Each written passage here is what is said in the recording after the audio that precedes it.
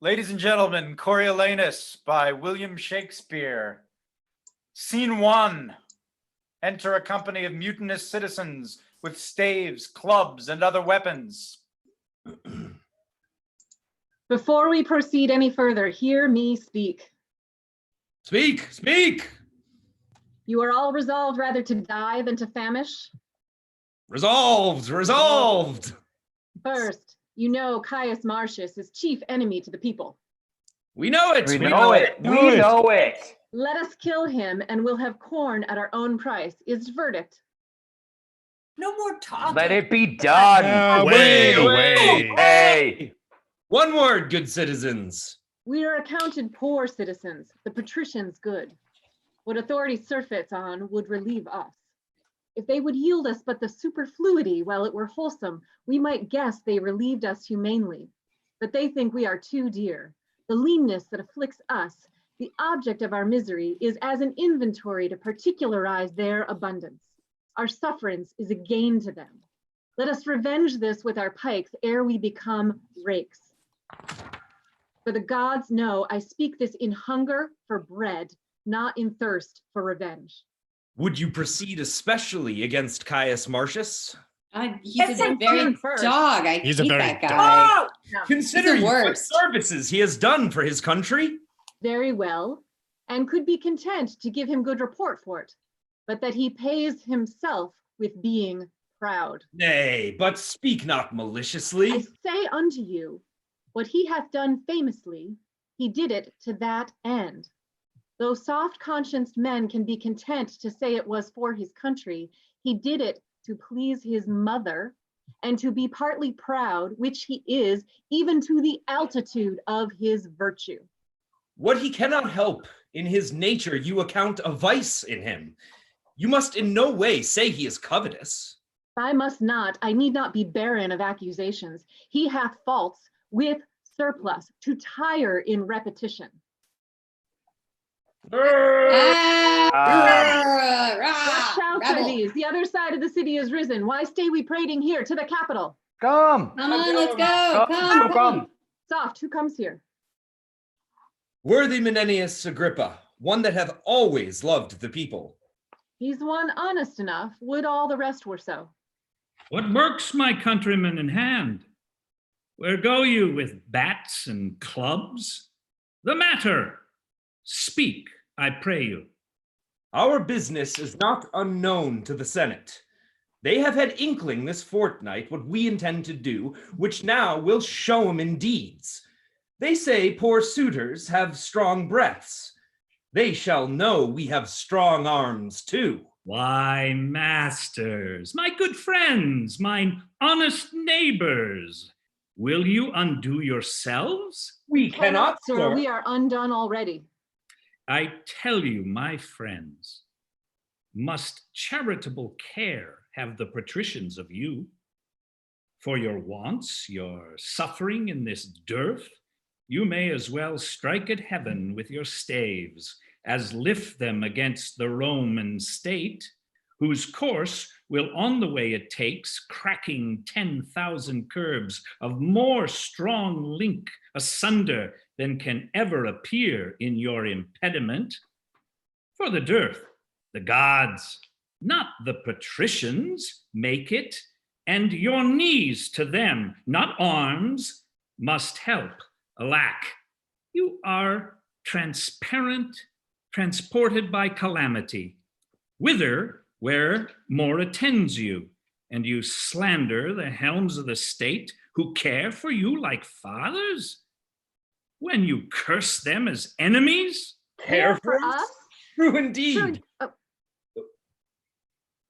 They sorry. ne'er cared for us yet. Suffer us to famish, and their storehouses crammed with grain. Make edicts for usury to support usurers. Repeal daily any wholesome act established against the rich, and provide more piercing statutes daily to chain up and restrain the poor. If the wars eat us not up, they will, and there's all the love they bear us. Either you must confess yourselves wondrous malicious, or be accused of folly, I shall tell you a pretty tale. It may be you have heard it, but since it serves my purpose, I will venture to stale it a little more. Well, I'll hear it, sir. Yet you must not think to fob off our disgrace with a tale. But an it please you deliver. There was a time when all the body's members rebelled against the belly, thus accused it. The only like a gulf it did remain to the midst of the body, idle and unactive, still cupboarding the viand, never bearing like labor with the rest, where the other instruments did see and hear, devise, instruct, walk, feel, and mutually participate, did minister unto the appetite and affection common of the whole body.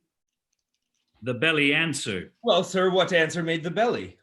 Sir, I shall tell you, with a kind of smile, which ne'er came from the lungs, but even thus. For look you, I may make the belly smile, as well as speak. It tauntingly replied to the discontented members, the mutinous parts that envied his receipt. Even so most fitly, as you malign our senators, for that they are not such as you. Your belly's answer? What? The kingly crowned head, the vigilant eye, the counselor heart, the arm our soldier, our steed the leg, the tongue our trumpeter, with other muniments and petty helps in this our fabric, if that they... What then? For me this fellow speaks. What then? What then? Should by the cormorant belly be restrained? Who is the sink of the body? Well, what then? The former agents, if they did complain, what could the belly answer? I will tell you, if you'll bestow a small of what you have little, patience a while, you'dst hear the belly's answer. You're long on it. Note me this, good friend. Your most grave belly was deliberate, not rash, like his accusers, and thus answered. True is it, my incorporate friends, quoth he. What I receive the general food at first, which you do live upon, and fit it is, because I am the storehouse and the shop of the whole body. But if you remember, I send it through the rivers of your blood, even to the court, the heart, to the seat of the brain, and though through the cranks and offices of man, the strongest nerves and smallest inferior veins, from me receive that natural competency whereby they live. And though that all at once, you, my good friends, this says the belly, mark me. Aye, sir, well, well. Though all at once cannot see what I do deliver out to each, yet I can make up my audit up that all from me do back receive the flour of all that leave me but the bran. What say you to it? It was an answer. How apply you this? The senators of Rome are this good belly, and you the mutinous members. For examine their counsels and their cares, digest things rightly, touching the weal of the common, you shall find no public benefit which you receive, but it proceeds or comes from them to you, and no way from yourselves. What do you think? do the great toe of this assembly? I, the great toe? Why the great toe? For that, being one of the lowest, basest, poorest of this most wise rebellion, thou goest foremost. Thou rascal, that art worst in blood to run, leadst first to win some vantage. But make you ready your stiff bats and clubs. Rome and her rats are at the point of battle. The one side must have bail. Hail, noble Marcius! Thanks. What's the matter, you dissentious rogues? That rubbing the poor itch of your opinion make yourself scabs. We have ever your good word. He that will give good words to thee will flatter beneath abhorring. What would you have, you curs, that you like nor peace nor war? The one affrights you, the other makes you proud. He that trusts to you, where he should find you lions, finds you hares, where foxes, geese. You're no surer, no, than is a coal of fire upon the ice or hailstone in the sun. Your virtue is to make him worthy whose offense subdues him, and curse that justice did it. Who deserves greatness deserves your hate, and your affections are a sick man's appetite, who desires most that which would increase his evil. He that depends upon your favors swims with fins of lead and hews down oaks with rushes. Hang you!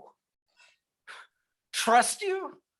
With every minute you do change a mind and call him noble that was now your hate, him vile that was your garland. What's the matter that in these several places of the city you cry against the noble Senate, who under the gods keep you in awe, which else would feed on one another? What's their seeking? For corn at their own rate, whereof they say the city is well stored. Hang 'em, they say. They'll sit by the fire and presume to know what's done in the capital, who's like to rise, who thrives, and who declines side factions, and give out conjectural marriages, making parties strong and feebling such as stand not in their liking below their cobbled shoes. They say there's grain enough. Would the nobility lay aside their truth and let me use my sword? I'd make a quarry with thousands of these quartered slaves, as high as I could pick my lance. Nay, these are almost thoroughly persuaded, for thou abundantly they lack discretion. You are, they, passing cowardly. But I beseech you, what says the other troop? They're dissolved. Hang 'em.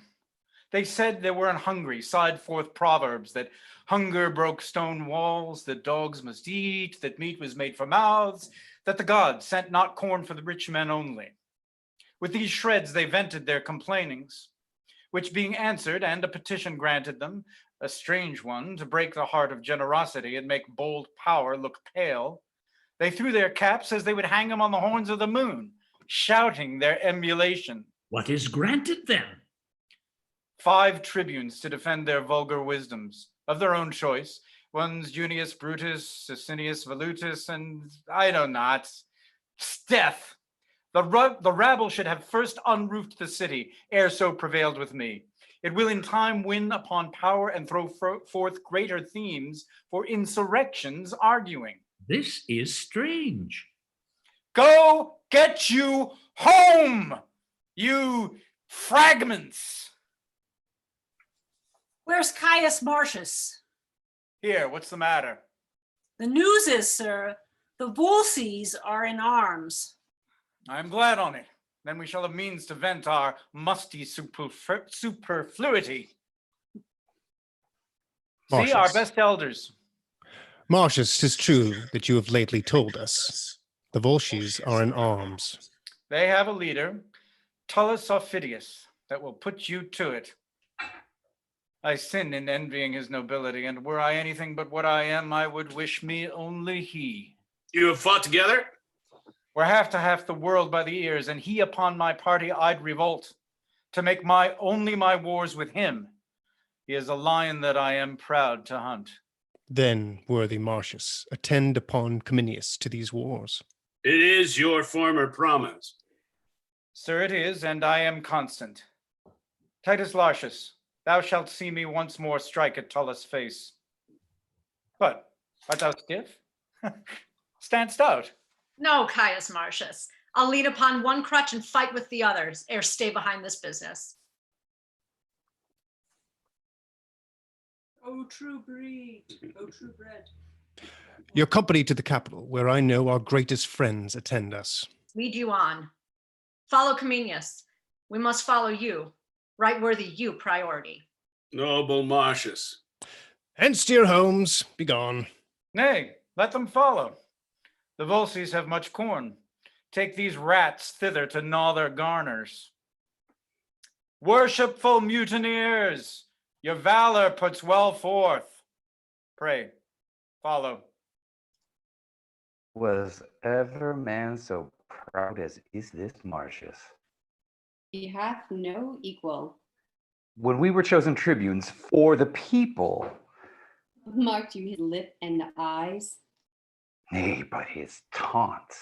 Being moved, he will not spare to gird the gods. Bemock the modest moon.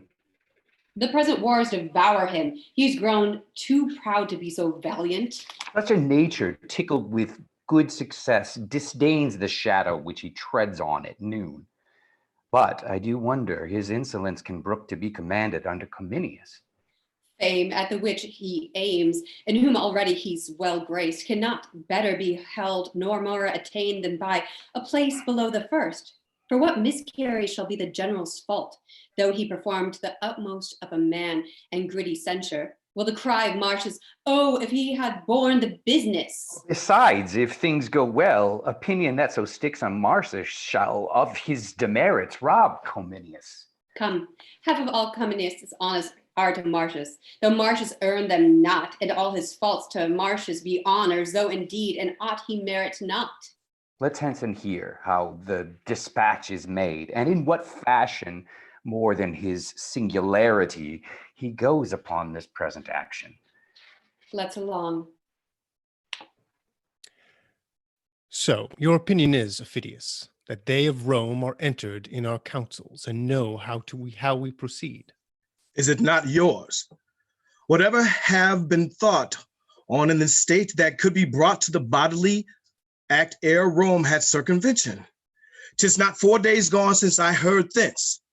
These are the words, I think. I have the letter here. Yes, here it is. They have oppressed power, but it is not known whether for east or west. The dearth is great, the people mutinous, and it is rumored Cominius Marcius, your old enemy, who is of Rome worse hated than of you, and Titus Laertius, a most valiant Roman. These three lead on this presentation whither 'tis bent. Most likely 'tis for you. Consider of it. Our army is in the field. We never yet made doubt, but Rome was ready to answer us. Nor did you think it folly to keep your great pretenses veiled, to when they needs must show themselves, which in the hatching it seemed appeared to Rome. But the discovery we shall be as shortened in our aim, which was to take many towns ere almost Rome, should we know we were afoot. Noble Ophidius, take your commission, hie to your bands. Let us alone to guard Coriolanus. If they set down before us for the remove, bring up your army. But I think you'll find they're not prepared for us. Oh, doubt not that. I speak from certainties, nay, more. Some parcels of their power are forth already, and only hitherward.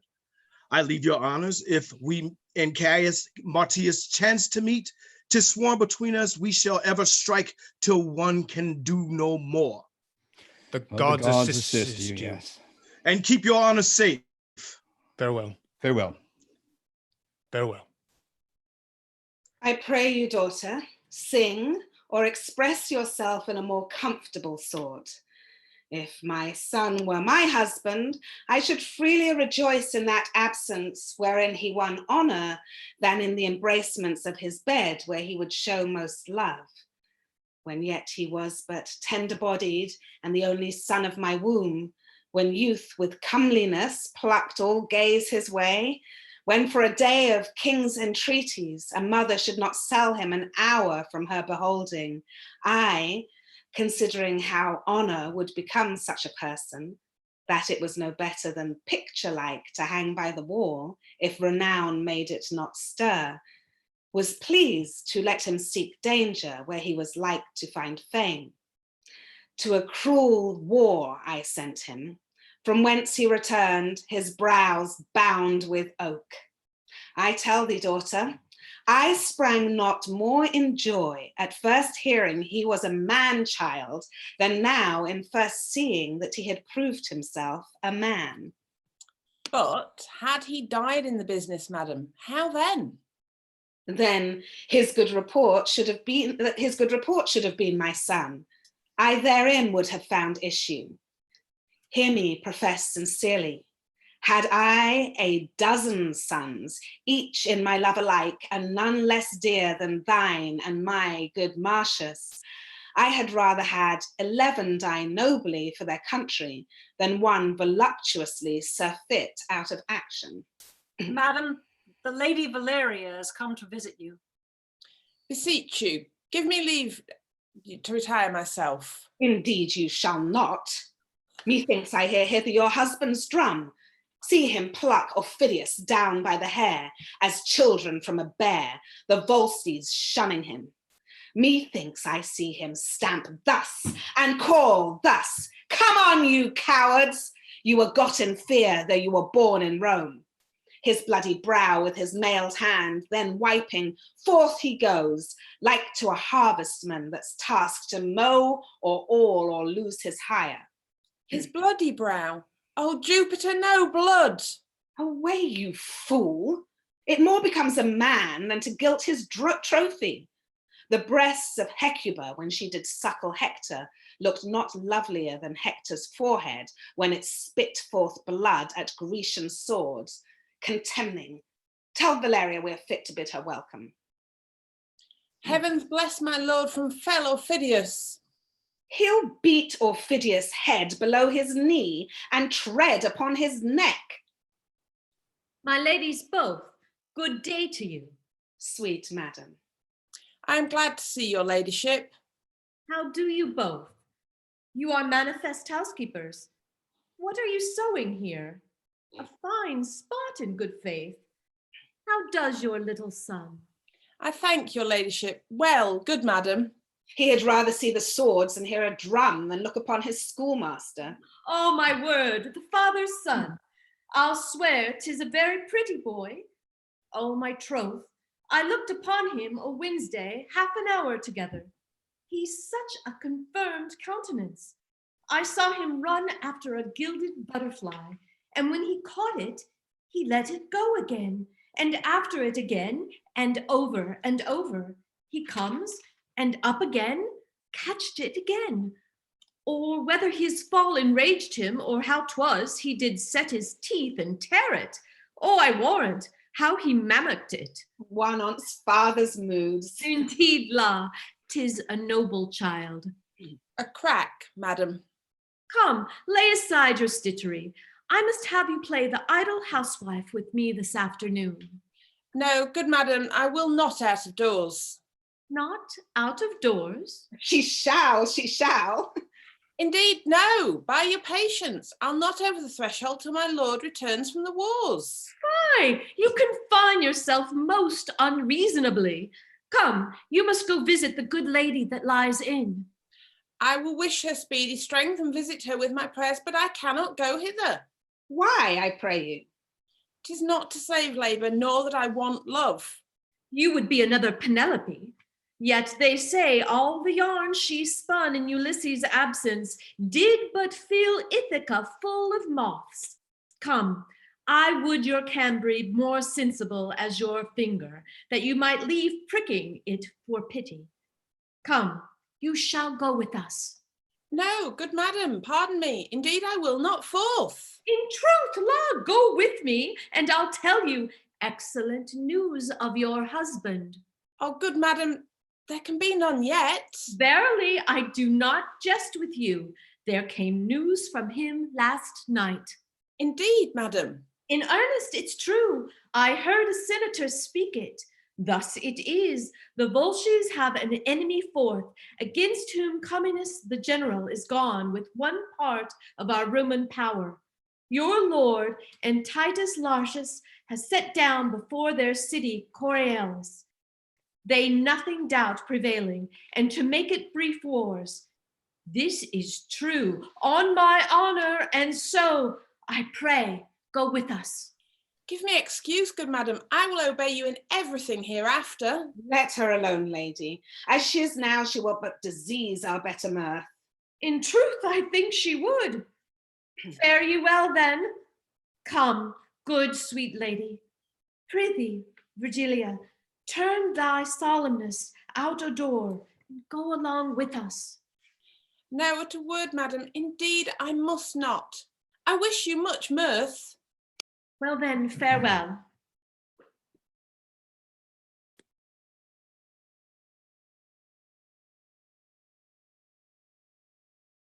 Yonder comes news.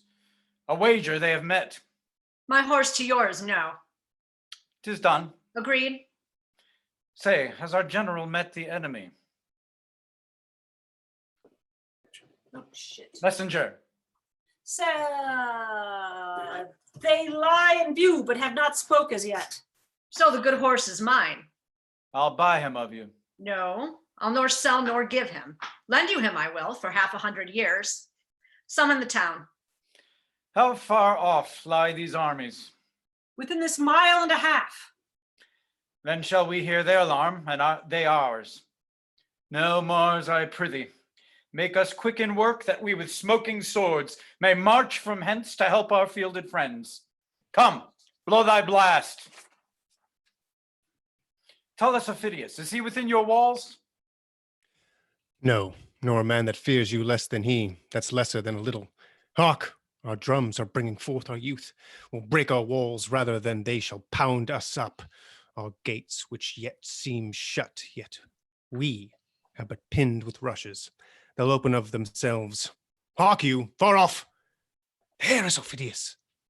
List what work he makes among your cloven army. Oh, they are at it. Their noise be our instruction. Ladders, ho! They fear us not, but issue forth their city. Now, put your shields before your hearts, and fight with hearts more proof than shields. Advance, brave Titus. They do disdain us much beyond our thoughts, which makes me sweat with wrath. Come on, my fellows. He that retires, I'll take him for a vulse, and he shall feel mine edge. Ah! Oh, the contagion of the South light on you, you shames of Rome! You herd of boils and plagues, plaster you o'er, that you may be abhorred farther than seen, and one infect another against the wind a mile. You souls of geese that bear the shapes of men, how you have run from slaves that apes would bear. Pluto and hell, all hurt behind, backs red and faces pale with flight and agued fear. Mend and charge home, or by the fires of heaven I'll leave the foe and make my wars on you.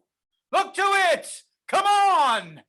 If you'll stand fast, we'll beat them to their wives as they us to our trenches. Follow us! Ah! So now the gates are ope. Now prove good seconds. 'Tis for the followers fortune widens them, not for the flyers. Mark me and do the like. Foolhardiness, not I. Nor I. See, they have shut him in. To the pot I warrant him. What has become of Marcius? Slain, sir, doubtless.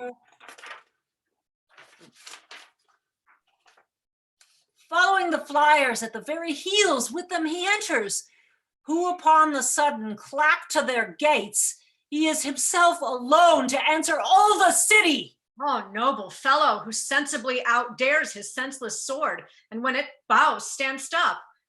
Thou art left, Marcius. A carbuncle entire, as big as thou art, wert not so rich a jewel. Thou wast a soldier even to Cato's wish, not fierce and terrible only in strokes, But with thy grim looks and the thunder-like percussion of thy sounds, thou madest thine enemies shake as if the world were feverous and did tremble. Look, sir. Oh, 'tis Marcius. Let's fetch him off or make remain alike.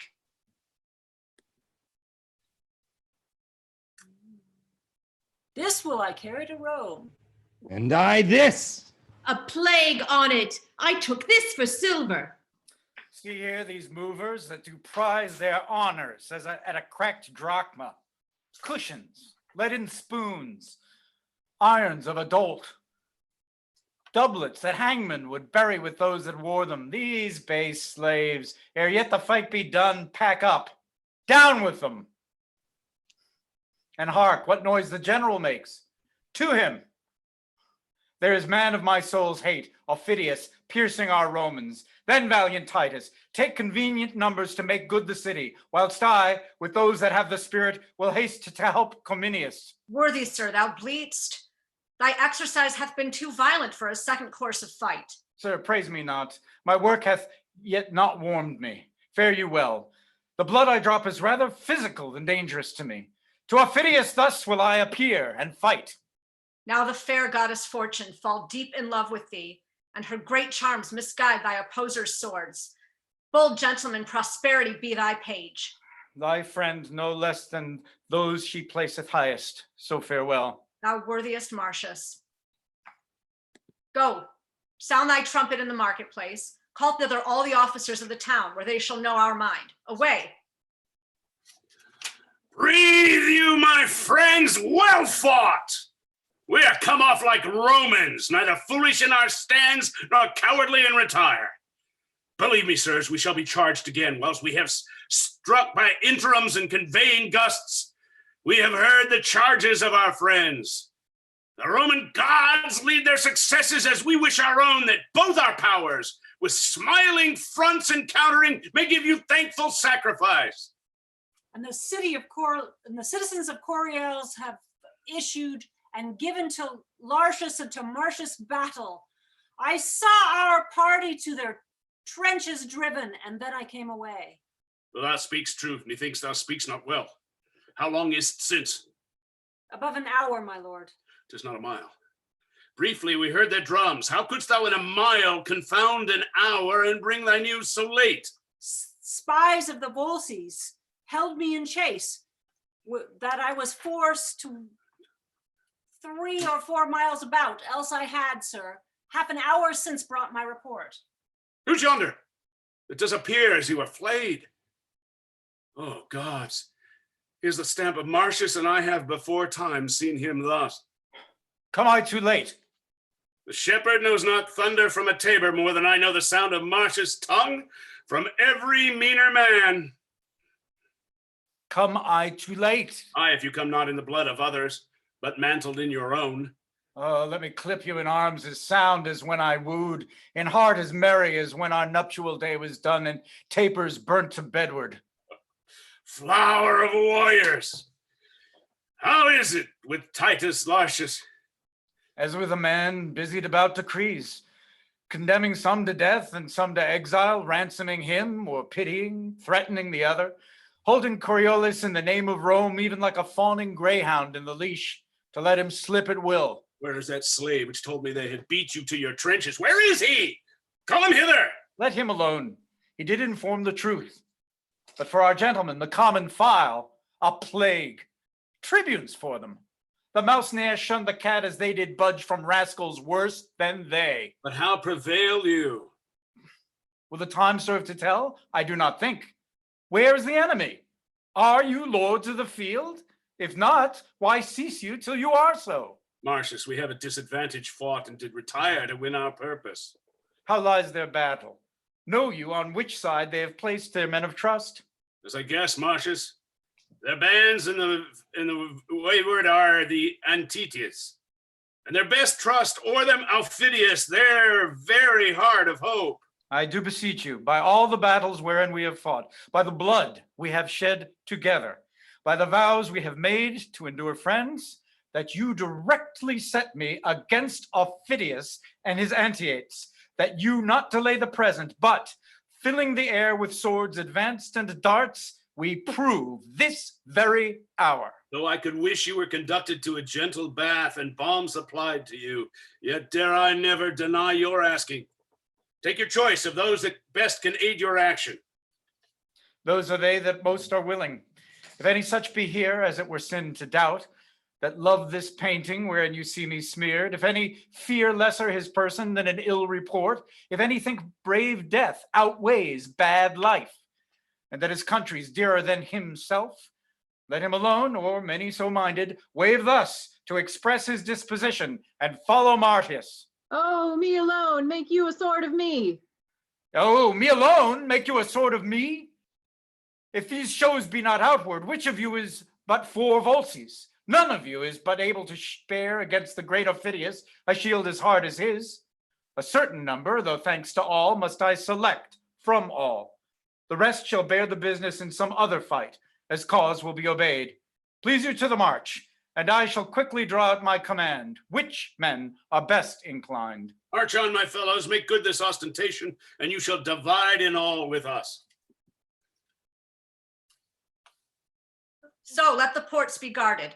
Keep your duties as I have set them down. If I do send, dispatch those sentries to our aid. The rest will serve for a short holding. If we lose the field, we cannot keep the town. Fear not our care, sir. Hence, and shut your gates upon us. Our guider, come. To the Roman camp conduct us.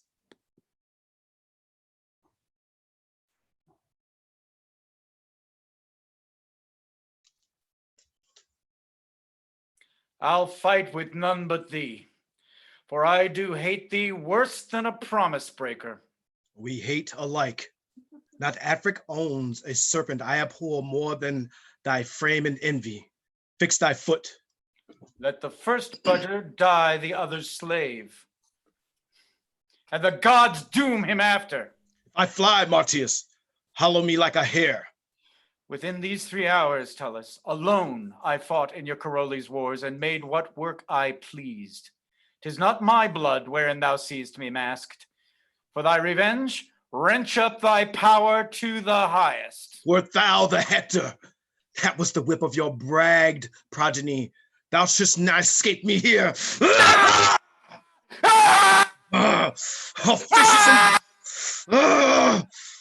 Officious and not valiant, you have shamed me in your condemned seconds.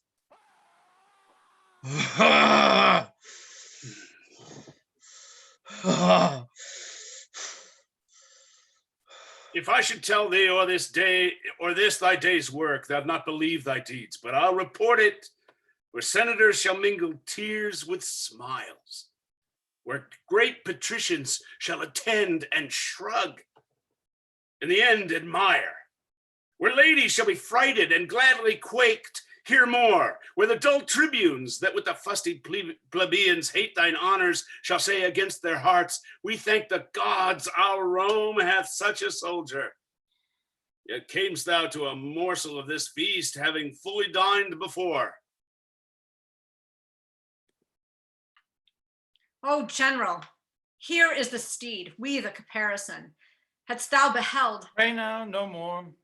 My mother, who has a charter to extol her blood when she does praise me, grieves me. I have done as you have done. That's what I can. Induced as you have been. That's for my country. He that has but effected his goodwill hath ordained mine act. You shall not be the grave of your deserving. Rome must know the value of her own. 'Twere concealment worse than a theft, no less than a traducement to hide your doings and to silence that which to the spire and top of praises vouched would seem but modest. Therefore I beseech you, in sign of what you are, not to reward what you have done before our army hear me. I have some wounds upon me, and they smart to hear themselves remembered. Should they not? Well might they fester against ingratitude and tempt themselves with death. Of all the horses, where have we taken good and good store? Of all the treasure in this field achieved and city, we render you the 10th, to be taken forth before the common distribution at your only choice. I thank you, General, but cannot make my heart consent to take a bribe to pay my sword. I do refuse it, and stand upon my common part with those that have beheld the doing. May these same instruments which you profane never sound more. When drums and trumpets shall in the field prove flatterers, let courts and cities be made of all false-faced soothing. When steel grows soft as the parasite silk, let him be made an overture for the wars. No more, I say, for that I have not washed my nose that bled or foiled some debile wretch, which without note here's many else have done. You shout me forth in acclamations hyperbolical, as if I loved my little should be dieted in praises sauced with lies. Too modest are you, more cruel to your good report than grateful to us that give you truly. By your patience, if 'gainst yourself you be incensed, we'll put you like one that means his proper harm in manacles, then reason safely with you. Therefore be it known, as to us, to all the world, that Caius Marcius wears this war's garland, in token of which my noble steed, known to the camp, I give to him with all his trim belonging. And from this time, for what he did before Coriolanus, call him with all the applause and clamor of the host, Marcius Caius Coriolanus. Bear the addition nobly ever. Marcius Caius Coriolanus. Woo! I will go wash, and when my face is fair, you shall perceive whether I blush or no. Howbeit I thank you. I mean to stride your steed, and at all times to undercrest your good addition to the fairness of my power. So to our tent, where, ere we do repose us, we will write to Rome of your success.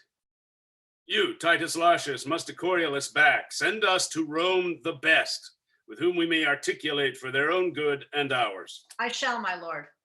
The gods begin to mock me. I, that now refused most princely gifts, am bound to beg of my lord general. Take it. 'Tis yours. What is it? I sometimes lay here in Coriolanus at a poor man's house. He used me kindly. He cried to me. I saw him prisoner, but then Aufidius was within my view, and wrath o'erwhelmed my pity. I request you to give my poor host freedom. Oh, well begged. Were he the butcher of my son, he should be free as is the wind. Deliver him, Titus. Marcius, his name? By Jupiter, forgot. I am weary. Yea, my mind is tired. Have we no wine here? Go we to our tent. The blood upon your visage dries. 'Tis time it should be looked to. Come. The town is taken. It will be delivered back on good condition. Condition?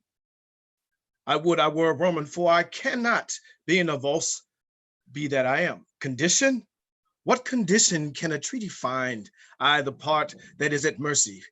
5 times, Marcius, I have fought with thee. So often hast thou beat me, and wouldst do so, I think, should we encounter as often as we eat. By the elements, if I err again, I meet him beard to beard, he's mine, or I am his. Mine emulation hath not that honor in it had, for where I thought to crush him in an equal force, true, sword to sword, I'd pocket him some way, or wrath or craft may get him. He's the devil. Bolder, though not so subtle. My valor's poisoned with only suffering strained by him. For him shall I fly out of itself, nor sleep nor sanctuary being naked, sick, nor fane nor capital. The prayers of priests, nor times of sacrifice, embarkments of all fury shall lift up their rotten privileges and custom against my hate to Marcius. Where I find him, were it at home, upon my brother's guard, even there, against the hospitable cannon, would I wash my fierce hand in his heart. Go to you to the city, learn how 'tis held, and what they are that must be hostages for Rome. Will not you go? I attended at the cypress grove. I pray you, 'tis south to the city mills. Bring me word hither how the world goes. that to the pace of it, I may spur on my journey. I shall, sir. The augurer tells me we shall have news tonight. Good or bad? Not according to the prayer of the people, for they love not Marcius. Nature teaches beasts to know their friends. Pray you, who does the wolf love? The lamb? Aye, to devour him as the hungry plebeians would the noble Marcius. He's a lamb indeed that baas like a bear. He's a bear indeed that lives like a lamb. You are two old men. Tell me one thing that I shall ask you. Well, sir. In what enormity is Marcius poor, in that you two have not in abundance? He's poor in no one fault, but stored with all. especially in pride. And topping all others in boasting. This is strange now. Do you two know you are censured here in the city? I mean, of us, O the right-hand file? Do you? What? How are we censured? How? Because you talk of pride now. Will you not be angry? Well, sir, well. Why, 'tis no great matter. For a very little thief of occasion will rob you of a great deal of patience. Give your dispositions the reins and be angry at your pleasures. At the least, if you take it as a pleasure to you in being so. You blame Marcius for being proud. We do it not alone, sir. I know you can do very little alone, for your helps are many, or else your actions would grow wondrous single. Your abilities are too infant, like for doing much alone. You talk of pride. Oh, that you could turn your eyes toward the napes of your necks and make but an interior survey of your good selves. Oh, that you could. Oh, What then, sir? Why, then you should discover a brace of unmeriting, proud, violent, testy magistrates, alias fools, as any in Rome. Menenius, you are well known enough to... I am known to be a humorous partisan, and one that loves a cup of hot wine with not a drop of allying Tiber in it. Said to be something imperfect in favoring the first compliant, hasty and tinder-like upon too trivial motion. One that converses more with the buttock of the night than with the forehead of the morning. What I think I utter and spend my malice in my breath, meeting two such wheelsmen as you are, I cannot tell you, Lycurgus. If the drink you give me touch my palate adversely, I make a crooked face at it. I cannot say your worships have delivered the matter well, when I find the ass in compound with the major part of your syllables. And though I must be content to bear with those that say you are reverend, grave men, yet they lie deadly that tell you have good faces. If you see this in the map of my microcosm, follows it that I am known well enough to? What harm can your bizzen conspicuities glean out of this character if I be known well enough to? Come, sir, come, we know you well enough. You know neither me, yourselves, nor anything. You are ambitious for poor knaves' caps and legs. You wear out a good wholesome forenoon in hearing a cause between an orange wife and a faucet seller, and then rejoin the controversy of threepence to a second day of audience. When you are hearing a matter between party and party, if you chance to be pinched with the colic, you make faces like mummers, set up the bloody flag against all patients, and in roaring for a chamber pot, dismiss the controversy bleeding. The more entangled by your hearing, all the peace you make in their cause is calling both the parties knaves. You are a pair of strange ones. Come, sir. Come. You are well understood to be a perfecter giver for the table than a necessary bencher in the capital. Our very priests must become mockers if they shall encounter such ridiculous subjects as you are. When you speak best unto the purpose, it is not worth the wagging of your beards, and your beards deserve not so honorable a grave as to stuff a butcher's cushion, or to be entombed in an ass's pack saddle. Yet you must be saying, Marcius is proud, who, in cheap estimation, is worth all your predecessors since Deucalion. Though peradventure, some of the best of them were heredity hangmen. Good evening to your worships.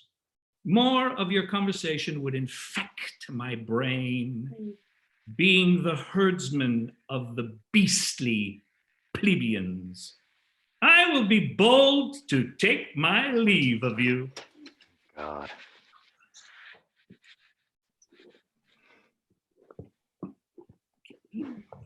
How now, my as fair noble ladies, and the moon, were she earthly, no nobler, whither do you follow your eyes so fast?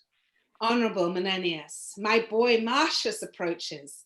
For the love of Juno, let's go. Ha! Marcius, coming home? Aye, worthy Menenius, and with most prosperous apparition. Take my cap, Jupiter, and I thank thee. Ho, Marcius, coming home! Nay, 'tis true. Look, here's a letter from him. The state hath another, his wife another, and I think there's one at home for you. I will make my very house read tonight. A letter for me? Yes, certain. There's a letter for you. I saw it. A letter for me?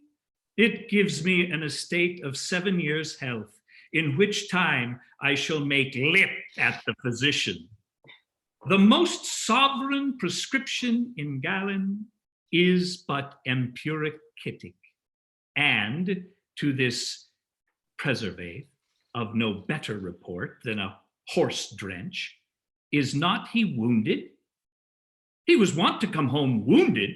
Oh, no. Oh, he is wounded. I thank the gods for it. Oh, so do I, if it be not too much. Brings a victory in his pocket, the wounds become him.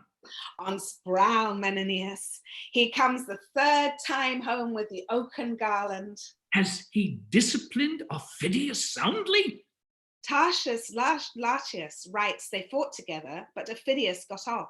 And 'twas time for him too? I'll warrant him that. And he had stayed by him, I would not have been so fiddlist, for all the chests in Corellis and the gold ta'en in them. Is the Senate possessed of thus? Good ladies, let's go. Yes. The Senate has letters from the general, wherein he gives my son the whole name of the war. He hath in this action outdone his former deeds doubly. In truth, there's wondrous things spoke of him. Wondrous? Aye, I warrant you, and not without his true purchasing. The gods grant them true. True? True? I'll be sworn they are true. Where is he wounded? God save your good worships. Marcius is coming home. He has more cause to be proud. Where is he wounded? In the shoulder, in the left arm. There'll be large cicatrices to show the people when he shall stand for his place. He received in the repulse of Tarquin 7 hurts to the body. 1 in the neck and 2 in the thigh. There's 9 that I know. He had before this last expedition 25 wounds upon him. Now it's 27. Every gash was an enemy's grave. Hark! The trumpets! These are the ushers of Marcius. Before him he carries noise, and behind him he leaves tears. Death, that dark spirit, in's nervy arm doth lie, which, being advanced, declines, and then men die.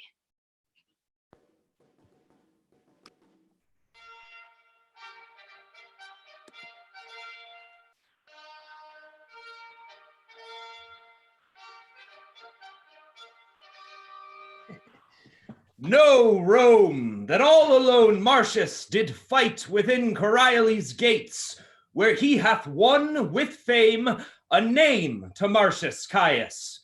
These in honor follows Coriolanus. Welcome to Rome, renowned Coriolanus. Coriolanus! Coriolanus! Welcome!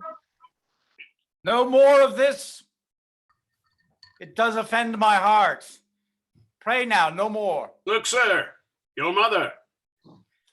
Oh, you have, I know, petitioned all the gods for my prosperity. Nay, my good soldier, up. My gentle Marcius, worthy Caius, and by deed achieving honor, newly named, what is it? Coriolanus, must I call thee? But oh, thy wife. My gracious silence. Hail. Wouldst thou have laughed had I come coffined home that weeps to see me in triumph? Ah, my dear, such eyes the widows in Coriolis wear, and mothers that lack sons. Now the gods crown thee. And live you yet? Oh, my sweet lady, pardon. I know not where to turn. Oh, welcome home, and welcome, General, and you're welcome all. 100,000 welcomes. I could weep, and I could laugh. I am light and heavy. Welcome. A curse begin at the very root on't heart that is not glad to see thee. You are 3 that Roman should dote on. Yet, by the faith of men, we have had some old crab trees here at home that will not be grafted to your relish. Yet welcome, warriors. We call a nettle but a nettle, and the faults of fools but folly. Ever right. Menenius, ever. Give way there, go on. Your hand and yours. Ere in our house I do shade my head, the good patricians must be visited, from whom I have received not only greetings, but with them change of honors. I have lived to see inherited my very wishes and the buildings of my fancy. Only there's one thing wanting, which I doubt not, but Rome will cast upon thee. No, good mother, I had rather be their servant in my way than sway with them in theirs. On to the capital. All tongues speak of him, and yet the bleared sights are spectacle to see him. Your prattling nurse into a rapture lets her baby cry while she chats him. The kitchen Malcolm pins her richest lockroom about her itchy neck, clamoring the walls to eye him. Stalls, bolts, windows are smothered up. Leeds field and Ridge's horse with variable complexions, all agreeing in earnestness to see him. Sledge-shown flamens do press among the popular throngs and puff to win a vulgar station. Our veiled dams commit wars of white and damask, and their nicely gauded cheeks to the wanton spoil of Phoebus' burning kisses. Such a pother, as if that's whatsoever God who leads him, or slyly crept into human powers and gave him graceful posture. On the sudden, I warrant him counsel. Then our offices may, during his power, go sleep. He cannot temperately transport his honors from where he should begin and end, but will lose those he hath won. And that there's comfort. Doubt not the commoners for whom we stand, but they upon their ancient malice will forget with the last cause these his new honors, which that he will give them, make I as little question as he is proud to do it. I heard him swear, were he to stand for counsel, never would he appear in the marketplace, nor on him put the napless vesture of humility, nor showing, as the manner is, his wounds to the people, beg their stinking breath. 'Tis right. It was his word. Oh, he would miss it rather than carry it, but by the suit of the gentry on him, and the desire of the nobles. I wish no better than have him hold that purpose and to put it in execution. 'Tis most like he will. It shall be to him then as our good wills a sure destruction. So it must fall out to him or our authority for an end. We must suggest the people in what hatred he still hath for them, that to his power he would have made them mules, silenced their pleaders, and dispropertied their freedoms, holding them in human action and capacity of nor more soul nor fitness for the world than camels in their war, who have their provender only for bearing burdens and sore blows for sinking under them. This, as you say, suggested at some time when his soaring insolence shall touch the people, which time shall not want if he be put upon it. And that's as easy as to set dogs on sheeps. Will be his fire to kindle their dry stubble, and their blaze shall darken him forever. What's the matter? You are sent for to the capital. 'Tis thought that Marcius shall be consul. I have seen the dumb men throng to see him, and the blind to hear him speak. Matrons flung gloves, ladies and maids their scarves and handkerchiefs upon him as he passed. The nobles bended as to Jove's statue, and the commons made a shower and thunder with their caps and shouts. I never saw the like. Let's to the capital and carry what the ears and eyes for the time, but hearts for the event. Have with you. Come, they're almost here. How many stand for consulships? 3, they say, but 'tis thought of everyone Coriolanus will carry it. That's a brave fellow, but he's vengeance proud and loves not the common people. Faith, there hath been many great men that have flattered the people who ne'er loved them, and there be many that they have loved they know not wherefore, so that if they love they know not why, and they hate upon no better ground. Therefore, for Coriolanus neither to care whether they love or hate him manifests the true knowledge he has in their disposition, and out of his noble carelessness lets them plainly see it. If he did not care whether he had their love or no, he waved indifferently twixt doing them neither good nor harm, but he seeks their hate with greater devotion than they can render it him, and leaves nothing undone that may fully discover him their opposite. Now, to seem to affect the malice and displeasure of the people is as bad as that which he dislikes, to flatter them for their love. He hath deserved worthily of his country, and his ascent is not by such easy degrees as those who, having been supple and courteous to the people, bonneted, without any further deed to have them at all into their estimation and report. But he hath so planted his honors in their eyes and his actions in their hearts, that for their tongues to be silent and not confess so much were a kind of great ingrateful injury. To report otherwise were a malice that, giving itself the lie, would pluck reproof and rebuke from every ear that heard it. No more of him. He's a worthy man. Make way there. Having determined of the Volsces and to send to Titus Lartius, it remains as the main point of this our after meeting to gratify his noble service that hath thus stood for his country. Therefore, please you, most reverend and grave elders, to desire the present council and last general in our well-founded successes to report a little of that worthy work performed by Marcius Cassius Coriolanus, whom we met here both to thank and to remember with honors like himself.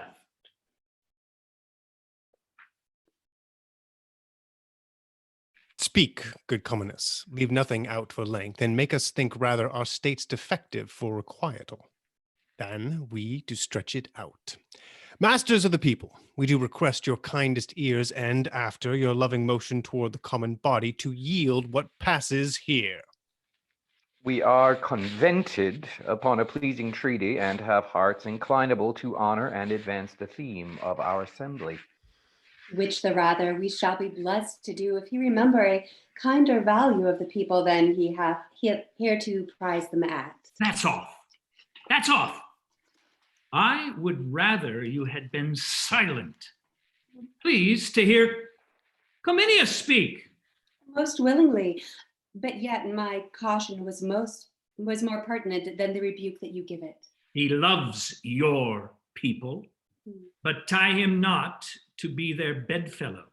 Worthy Cominius, speak! Nay, keep your place. Sit, Coriolanus, never shamed to hear what you have nobly done. Your honors, pardon. I had rather have my wounds to heal again than hear say how I got them. Sir, I hope my words dispensed you not. No, sir.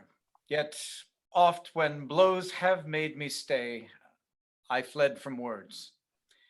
You soothed not, therefore hurt not. But your people, I love them as they weigh. Pray now, sit down. I had rather have one scratch my head in the sun when the alarm was struck than idly sit to hear my nothings monstered. Masters of the people, your multiplying spawn, how can he flatter? That's 1,000 to 1 good one. When you now see he had rather ventured all his limbs for honor than one on's ears to hear it? Proceed, Cominius.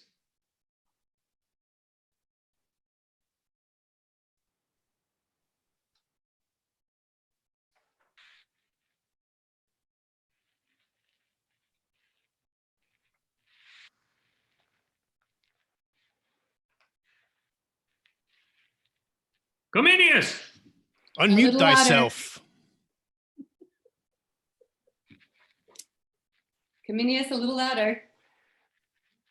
As in, unmute yours. All right. I shall lack voice.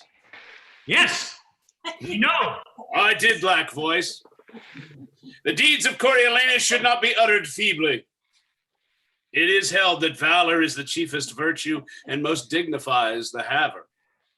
If it be, the man I speak of cannot in the world be singly counterpoised. At 16 years, when Tarquin made a head for Rome, he fought beyond the mark of others. Our then dictator, whom with all praise I point at, saw him fight when with his Amazonian chin he drove the bristled lips before him. He bestrid and oppressed Rome, and in the consul's view slew 3 opposers. Tarquin's self he met and struck him on his knee. In that day's feat, when he might act the woman in the scene, he proved best man in the field, and for his meed was brow bound with the oak. His pupil age, man entered, thus he waxed like a sea. And in the brunt of 17 battles since, he lurched all swords of the garland. For this last, before and in Coriolanus, let me say I cannot speak him home. He stopped the flyers, and by his rare example made the coward turn terror into sport. As weeds before a vessel under sail, so men obeyed and fell below his stem.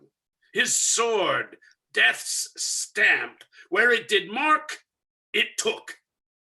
From face to foot, he was a thing of blood, whose every motion was timed with dying cries. Alone he entered the mortal gate of the city, which he painted with shunless destiny. Aidless, came off, and with a sudden reinforcement, struck Coriolus like a planet. Now's all his. When by and by the din of war again pierce his ready sense, then straight his double spirit requickened what in flesh was fatigate, and to the battle came he, where he did run reeking o'er the lives of men, as if 'twere a perpetual spoil. Until we called both field and city ours, he never stood to ease his breast with panting. Worthy man! He cannot but with measures fit the honors which we devise him. Our spoils he kicked at and looked upon things precious as they were the common muck of the world.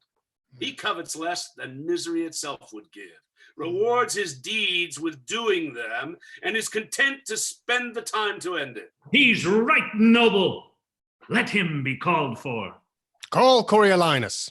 He doth appear. The Senate, Coriolanus, are well pleased to make thee counsel. I do owe them still my life and services. It then remains that you do speak to the people. I do beseech you, let me o'erleap that custom, for I cannot put on the gown, stand naked, and entreat them for my wound's sake to give their suffrage. Please you that I may pass this doing. Sir, the people must have their voices. Neither will they abate one jot of ceremony. That put them on to it. Pray you, go fit you to the custom, and take to you, as your predecessors have, your honor with your form. It is a part that I shall blush in acting, and might well be taken from the people. Mark you that.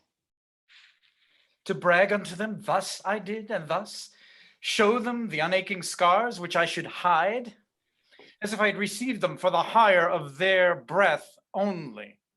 Do not stand upon't. We recommend to you, tribunes of the people, our purpose to them, and to our noble council wish we all joy and honor. Coriolanus, come all joy, honor. You see how he intends to use the people. May they perceive's intent. He will require them as if he did contend what he requested should be in them to give. Come, we'll inform them. Oh, of our proceedings here on the marketplace. I know they do attend us. Once, if he do require us, we ought not to deny him.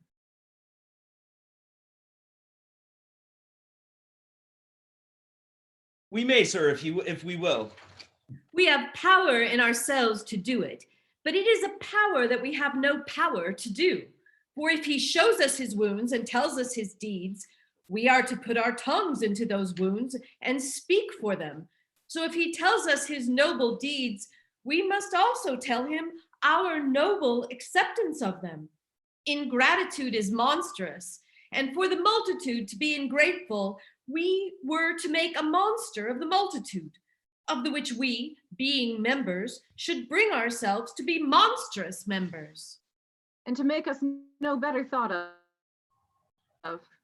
For once we stood up about the corn, he himself stuck not to call us the many-headed multitude.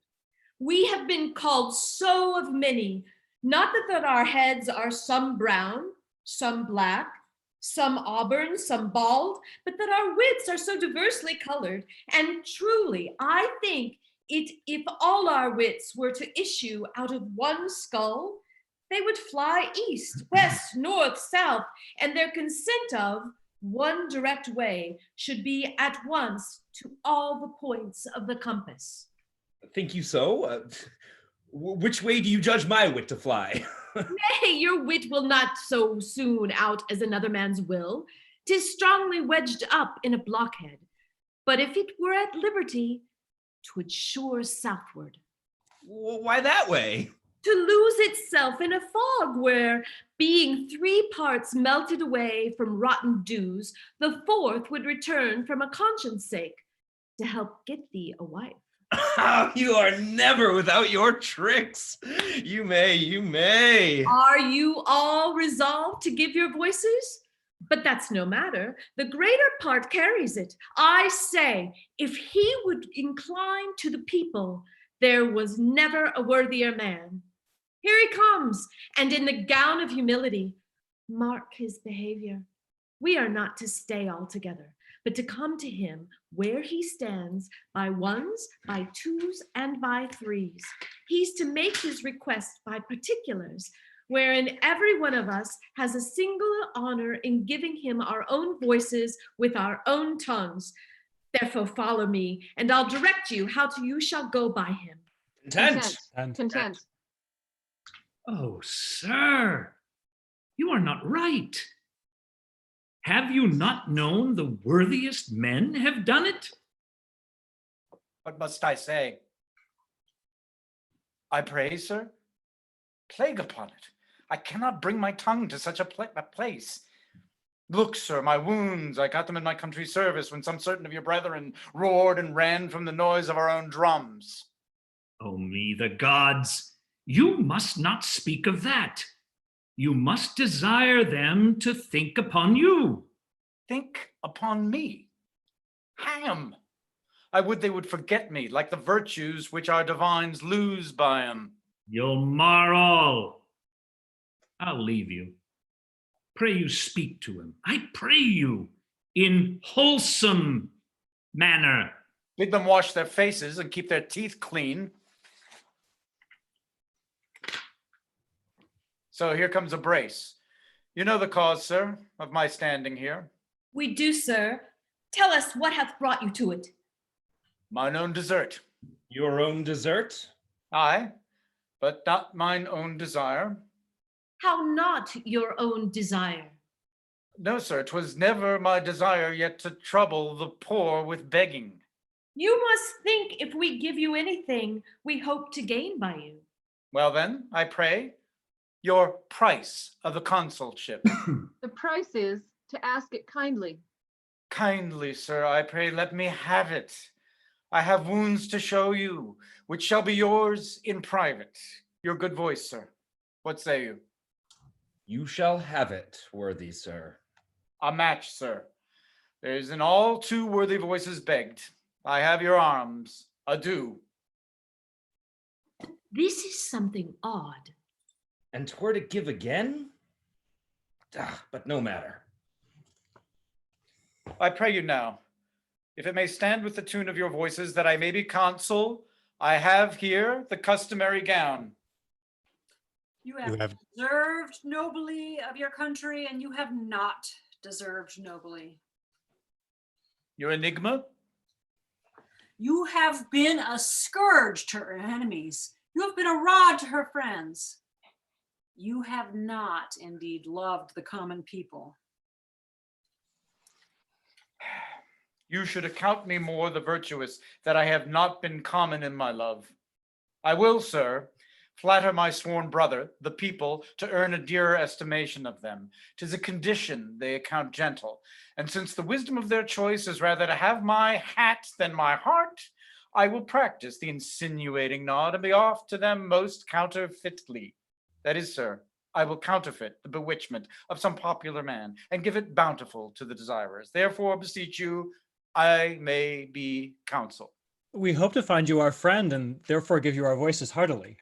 You've received many wounds for your country. I will not seal your knowledge with showing them. I will make much of your voices and so trouble you no farther. The gods give you joy, sir. Boy, Heartily. Most sweet voices. Better it is to die, better to starve than crave the hire which first we do deserve. Why in this wolvage toad should I stand here to beg of Hob and Dick that does appear their needless vouches? Custom calls me to it. What custom wills in all things should we do it? The dust on antique time would lie unswept, and mountainous error be too highly leaped for truth to o'erpeer. Rather than fool it so, let the high office and the honor go to one would do thus. I am half through. The one part suffered, the other will I do. Here come more voices. Your voices. For your voices, I have fought, watched.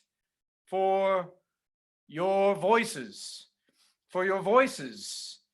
Bare of wounds 24 odd. Battles thrice 6 have I seen and heard of.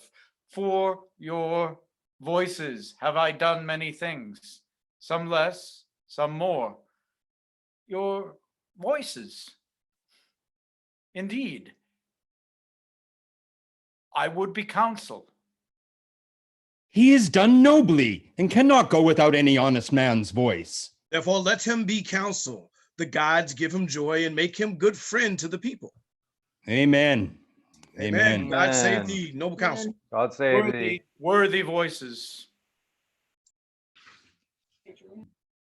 You have stood your limitation, and the tribunes endue you with the people's voice. Remains that in the official marks invested, you anon do meet the Senate. Is this done? The custom of request you have discharged. The people do admit you and are summoned to meet anon upon your approbation. Where? At the Senate House? There, Coriolanus. May I change these garments? You may, sir. Then I'll straight do, and knowing myself again, repair to the Senate House. I'll keep you company. Will you go along? We stay here for the people. Fare you well. He has it now, and by his looks methinks 'tis warm at his heart. With a proud heart he wore his humble weeds. Will you dismiss the people? How now, my masters? Have you chose this man?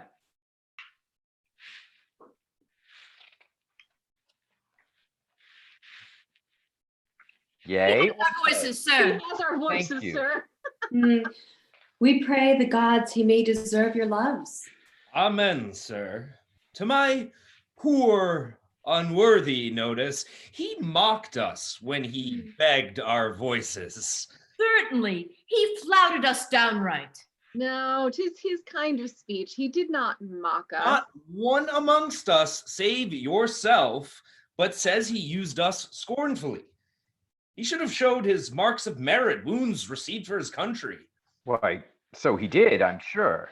No man's wrong. He said he had wounds which he would show in private, and with his hat, thus waving it in scorn, I would be counsel, says he, aged in custom.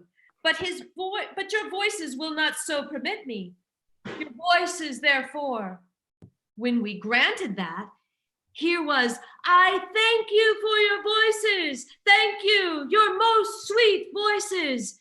Now you have left your voices. I have no further with you. Was this not mockery? Why, either were you ignorant to see it, or seeing it of such childish friendliness to yield your voices?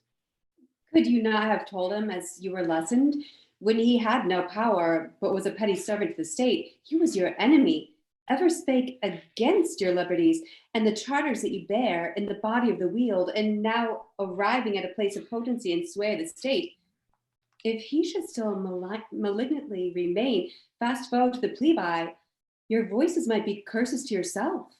You should have said that as his worthy deeds declaim no less than what he stood for, so his gracious nature would think upon you for your voices and translate his malice towards you into love, standing your friendly lord. Thus to have said, as you were fore advised, had touched his spirit and tried his inclination, from him plucked either his gracious promise, which you might, as cause had called you up, have held him to, or else it would have galled his surly nature, which easily endures not article trying him to aught. So putting him to rage, you should attain the advantage of his collar and passed him unelected. Did you perceive he did solicit you in free contempt when he did need your loves? And do you think that his contempt shall not be bruising to you when he have power to crush? Why, had your bodies no heart among you, or had you tongues to cry against the rectorship of judgment? How you ere now denied the asker, and now again of him that did not ask, but mock. Bestow your soothful tongues. He's not confirmed. We may deny him yet. And will deny him. I'll have 500 voices of that sound. I twice 500 and their friends to piece 'em.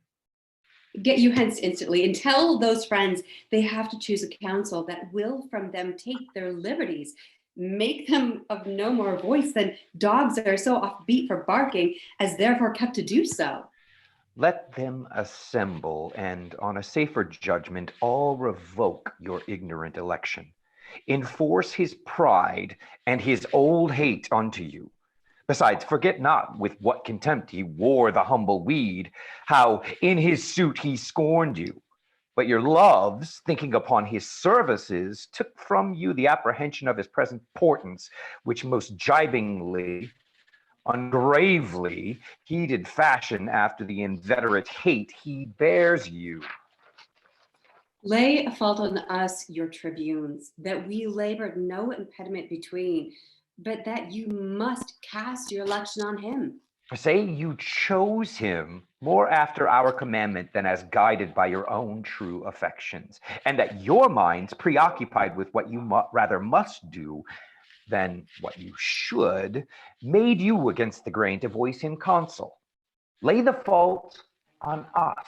Aye, and spare us not. Say we read lectures to you, how youngly he began to serve his country, how long continued, and what stock he springs of, the noble house of the Marsians, from whence came Ancus Marcius, Numa's daughter's son, who after great Hestilius here was king, of the same house Publius and Quintius were, that our best water brought from conduits thither, and Censorinus, that was so surnamed and nobly named, so twice being censor, was his great ancestor. One thus descended that hath besides well in his person wrought to be set high in place. We did commend to your remembrances, but you have found, scaling his present, bearing with his past, that he's your fixed enemy, and revoke your sudden approbation. Say he never had done it. Harp on that still, but by our putting on. And presently, when you have drawn your number, repair to the capital. We will so. Almost all repent in their election. Let them go on. This mutiny were better put in hazard than stay past doubt for greater, if as his nature you fall in rage with their refusal. Both observe and answer the vantage of anger. To the capital, come. We will be there before the stream of the people, and this shall seem as partly 'tis their own, which we have goaded onward.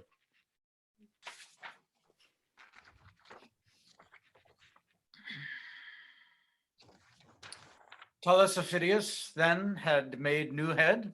He had, my lord, and that it was which caused our swifter composition. So then the Volsces stand but it is at first ready, when time shall prompt them to make road upon us again.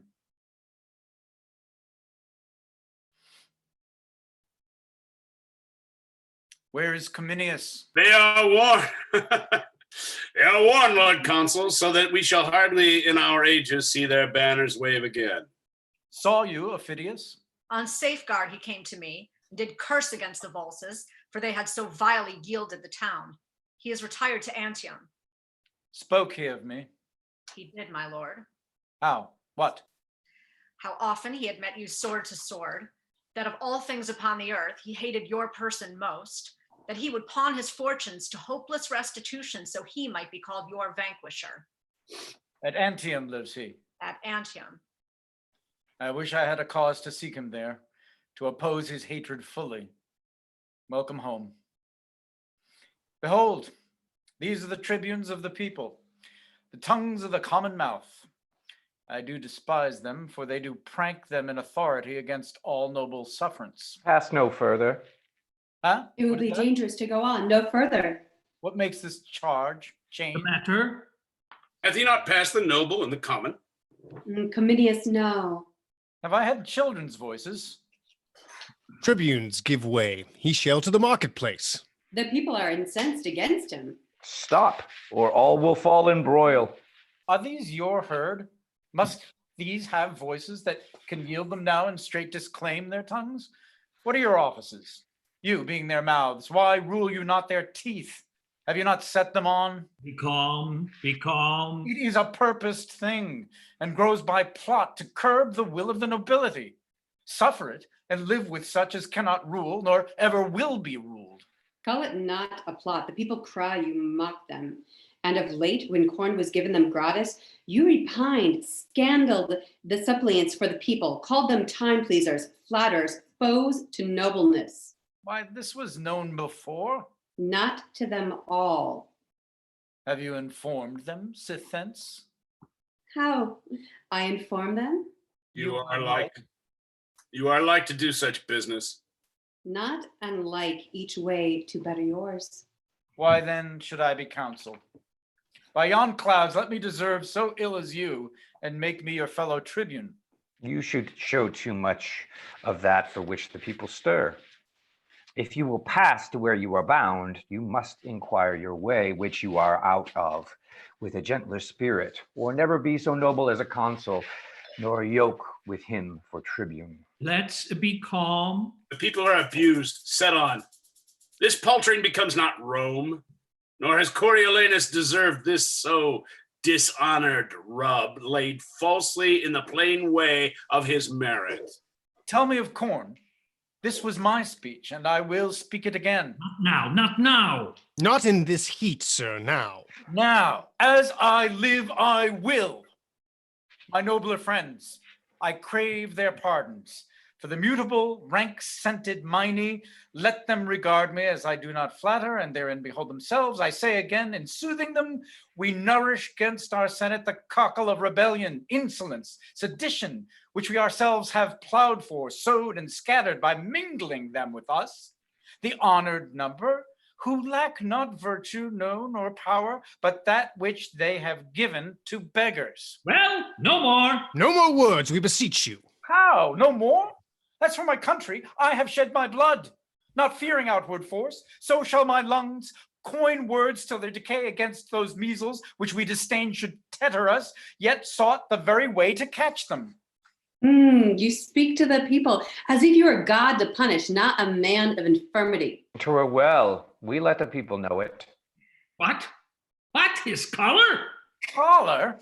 Whereas patient as the midnight sleep, by Jove, 'twould be my mind. It is a mind that shall remain a poison where it is, not poison any further. Shall remain? Hear you this Triton of the minnows? Mark you his absolute shall. Was from the cannon. Shall. Oh, good but most unwise patricians, why, you grave but reckless senators. Have you thus given Hydra here to choose an officer? That with his peremptory shall, being but the horn and noise of the monsters, wants not spirit to say he'll turn your current in a ditch and make your channel his? If he have power, then veil your ignorance. If none, awake your dangerous lenity. If you are learned, be not as common fools. If you are not, let them have cushions by you. You are plebeians, if they be senators, and they be no less when, both your voices blended, the greatest taste most palates theirs. They choose their magistrate, and such a one as he who puts his shall, his popular shall, against a graver bench that ever frowned in Greece. By Jove himself, it makes the consuls base. And my soul aches to know, when two authorities are up, neither supreme, how soon confusion may enter twixt the gap of both and take the one by the other. Well, on to the marketplace. Whoever gave that counsel to give forth the corn of the storehouse gratis, as 'twas used sometime in Greece. Well, no more of that. Though there the people had more absolute power, I say they nourished disobedience, fed the ruin of the state. And then why shall the people give one that speaks that's their voice? I'll give my reasons, more worthier than their voices. They know the corn was not our recompense, resting well assured they ne'er did service for it. being pressed to the war, even when the navel of the state was touched, they would not thread the gates. This kind of service did not deserve corn gratis. Being in the war, their mutinies and revolts, wherein they showed most valor, spoke not for them. The accusation which they have often made against the Senate, all cause unborn, could never be the native of so frank donation. Well, what then? How shall this bosom multiplied digest the Senate's courtesy? Let deeds express what's like to be their words. We did request it. We are the greater Pole, and in true fear they gave us our demands. Thus we debase the nature of our seats and make the rabble call our cares fears, which will in time break ope the locks of the Senate and bring in the crows to peck the eagles. Come, enough. Enough with overmeasure. No, take more. What may be sworn by, both divine and human, seal what I end withal. This double worship, where one part does disdain with cause, the other insult without all reason, where gentry, title, wisdom cannot conclude but by the yea and no of general ignorance. It must omit real necessities and give way the while to unstable slightness. Purpose so barred it follows nothing is done to purpose.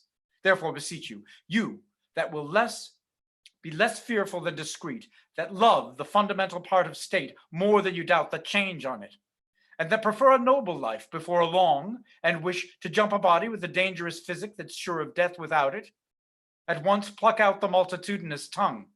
Let them not lick the sweet, which is their position, which is their poison.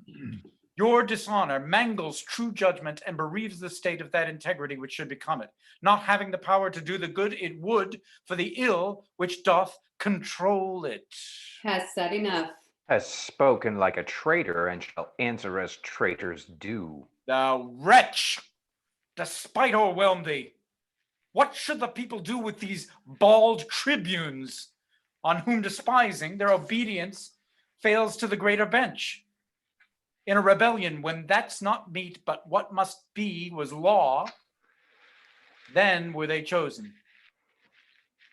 In a better hour, let what is meet be said it must be meet, and throw their power in the dust. Manifest treason. This, a consul, no. The Adelies, ho, let him be apprehended. Go, call the people, in whose name myself attach thee as a traitorous innovator, a foe to the public weal. Obey, I charge thee, and follow to thine answer. Hence, old goat. We'll surety him. Agent, sir, hands off. Hence, rotten thing, or I shall shake thy bones out of thy garments. Help thy citizens. On both sides, more respect. Here's he that would take from you all your power. Seize him, Adelies. Down with him. Down with him. Down with him. Weapons! Weapons! Weapons! Tribute! Peace! Peace! Peace! Stay! Hold! Brutus! Peace! What is about to be? I am out of breath. Confusion's near. I cannot speak. You, tribunes, to the people, Coriolanus. Patience. Speak, good Cynicus. Hear me, people. Peace. Let's hear our tribute. Peace. Speak. You are at point to lose your liberties. Marcius would have all from you. Marcius, whom late you have named for consul. Fie, fie! This is the way to kindle, not to quench. To unbuild the city and to lay all flat. What is the city but the people? True. The people on the city. By the consent of all, we were established the people's magistrates. You so be. Hey. And so are you like to do. This is the way to lay the city flat, to bring the roof to the foundation and bury all which yet distinctly ranges in heaps and piles of ruin. This deserves death.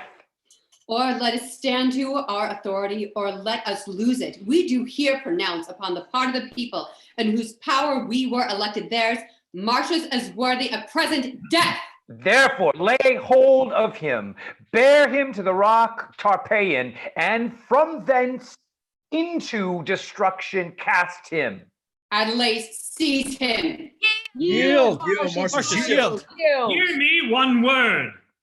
Beseech you, tribunes, hear me but a word. Peace! Peace! Be that you seem truly your country's friend, and temporarily proceed to what you would, thus violently redress. Sir, those cold ways that seem like prudent helps are very poisonous where the disease is violent. Lay hands upon him and bear him to the rock. No! I'll die here. There's some among you have beheld me fighting. Come, try upon yourselves what you have seen me. Down with that sword. Tribunes, withdraw a while. Lay hands upon him.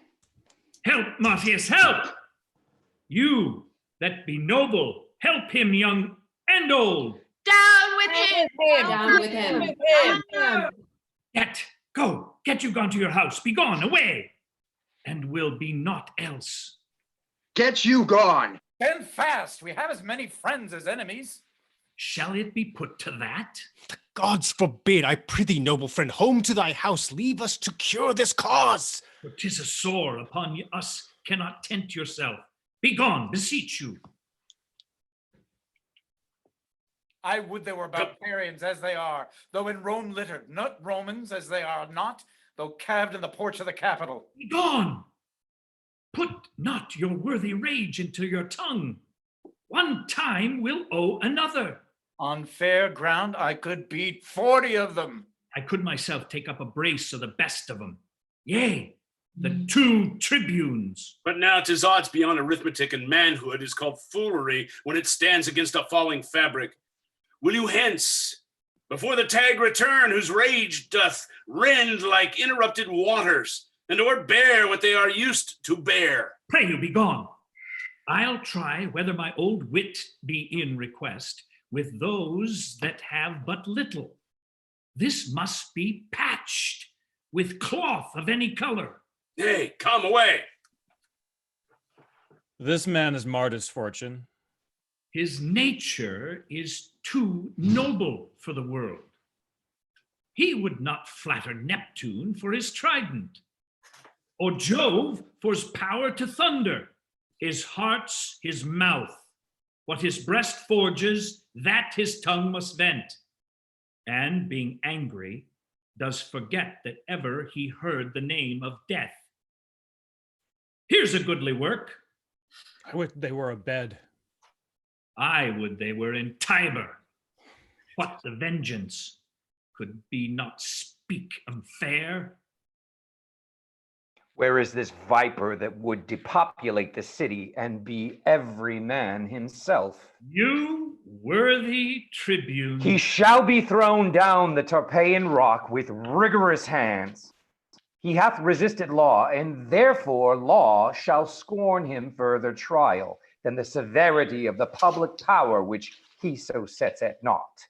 He shall well know the noble tribunes are the people's mouths, and we their hands. Sir, peace. Do not cry havoc where you should but hunt with modest warrant. Sir, how comes that you have holp to make this rescue? Hear me speak. As I do know the consul's worthiness, so can I name his faults. Consul?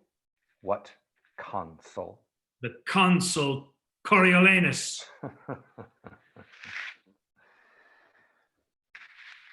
If by the tribune's leave and yours, good people, I may be heard. Oh, no. I would crave a word or two. No.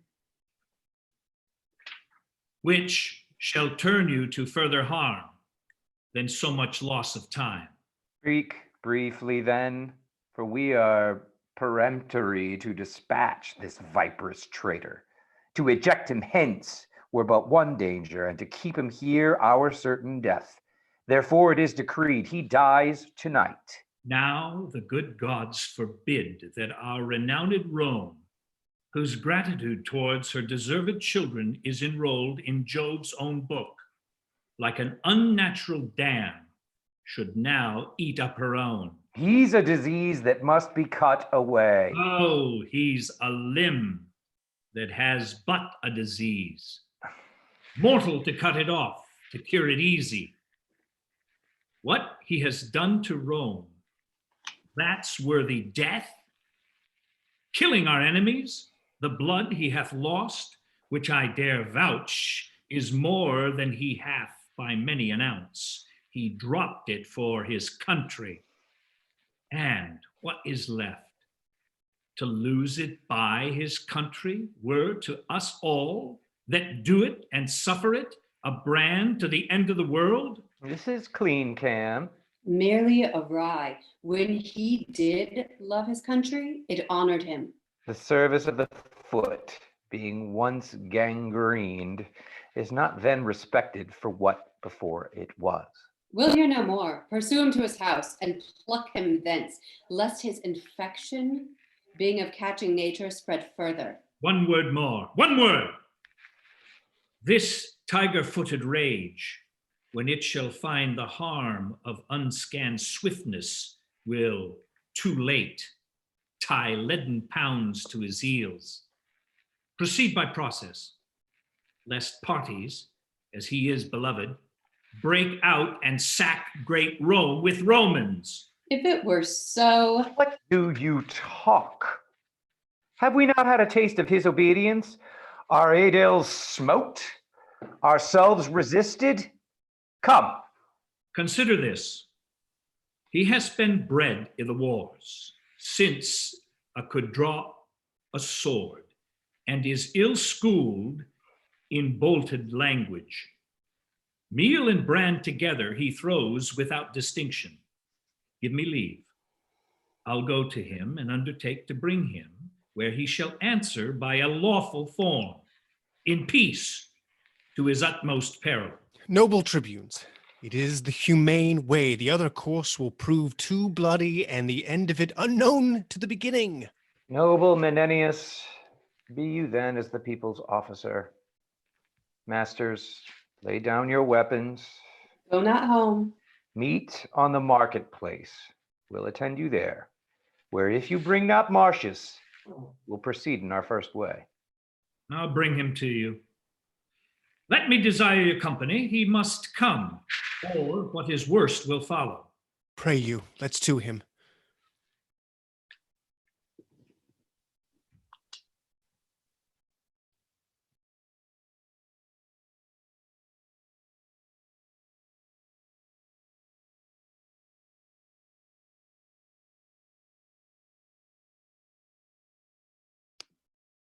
Where is my son?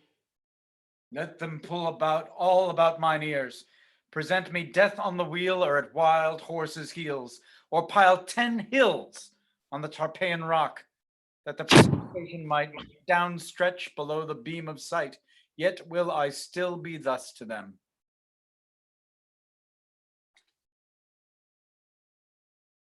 I muse my mother does not approve me further, who was wont to call them woolen vassals, things created to buy and sell with groats, to show bare heads in congregations, to yawn, be still, and wonder when one but of my ordinance stood up to speak of peace or war.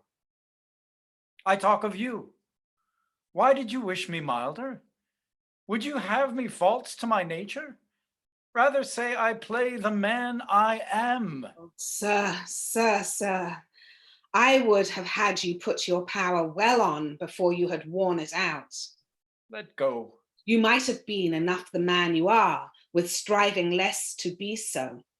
Lesser had been the thwartings of your dispositions if you had not showed them how you were disposed ere they lacked power to cross you. Let them hang. Aye, and burn too.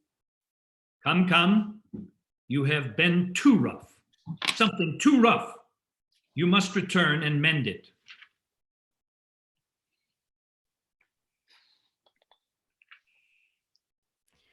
There's no remedy, unless by not so doing, our good city cleave in the midst and perish. Pray be counselled. I have a heart as little apt as yours, but yet a brain that leads my use of anger to better vantage. Well said, noble woman. before he should thus stoop to the herd, but that the violent fit of the time craves it as psychic for the whole state. I would put mine armor on, which I can scarcely bear. What must I do? Return to the tribunes. Well, what then? What then? Repent what you have spoke. For them. I cannot do it to the gods. Must I do it to them? You are too absolute, though therein you can never be too noble. But when extremities speak, I have heard you say, honor and policy, like unsevered friends, if the war do grow together. Grant that, and tell me in peace what each of them by the other lose, that they combine not there. A good demand. If it be honor in your wars to seem the same, you are not, which for your best ends you adopt your policy. How is it less or worse that it shall hold companionship in peace with honor as in war, since that to both it stands in like request? Why force you this? Because that now it lies on you to speak to the people, not by your own instruction, nor by the matter which your heart prompts you, but with such words that are but roted in your tongue, though but bastards and syllables of no allowance to your bosom's truth. Now, this no more dishonors you at all than to take in a town with gentle words, which else would put you to your fortune and the hazard of so much blood. I would dissemble with my nature where my fortunes and my friends at stake required, I should do so in honor. I am in this, your wife, your son, these senators, the nobles, and you will rather show our general louts how you can frown than spend a fawn upon them for the inheritance of their loves and safeguard of what that want might ruin. Noble lady, come, go with us, speak fair. You may salve so, not what is dangerous present, but the loss of what is past. I prithee now, my son, go to them with this bonnet in thy hand, and thus far, having stretched it, here be with them, thy knee bussing the stones, for in such business, action is eloquence, and the eyes of the ignorant more learned than the ears, waving thy head, which often thus correcting thy stout heart, now humble as the ripest mulberry that will not hold the handling. Or say to them, thou art their soldier, and being bred in broils, hast not the soft way, which thou dost confess were fit for thee to use as they to claim, in asking their good loves, but thou wilt frame thyself, forsooth, hereafter theirs, so far as thou hast power and person. This but done, even as she speaks, why, their hearts were yours, for they have pardons, being asked, as free as words to little purpose. Prithee now, go and be ruled, although I know thou hadst rather follow thine enemy in a fiery gulf than flatter him in a bower. Here is Cominius. I've been in the marketplace, and sir, 'tis fit you make strong party, or defend yourself by calmness or by absence. All's in anger. Only fair speech. I think 'twill serve, if he can thereto frame his spirit. He must and will. Prithee now, say you will, and go about it. Must I go show them my unbarbered sconce? Must I with my base tongue give to my noble heart a lie that it must bear? Yes. Well, I will do it. Yet were there but this single plot to lose, this mold of Marcius, they to dust should grind it and throw it against the wind. To the marketplace. You have put me now to such a part which never I shall discharge to the life. Come, we'll prompt you. I pray thee now, sweet son, as thou hast said, my praises made thee first a soldier. So, to have my praise for this, perform a part thou hast not done before. Well, I must do it. Away my disposition and possess me some harlot's spirit.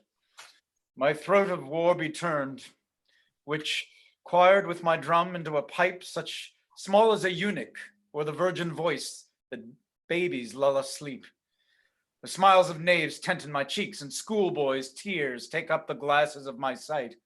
A beggar's tongue make motion through my lips, and my armed knees, who bowed but in my stirrup, bend like his that hath received an alms.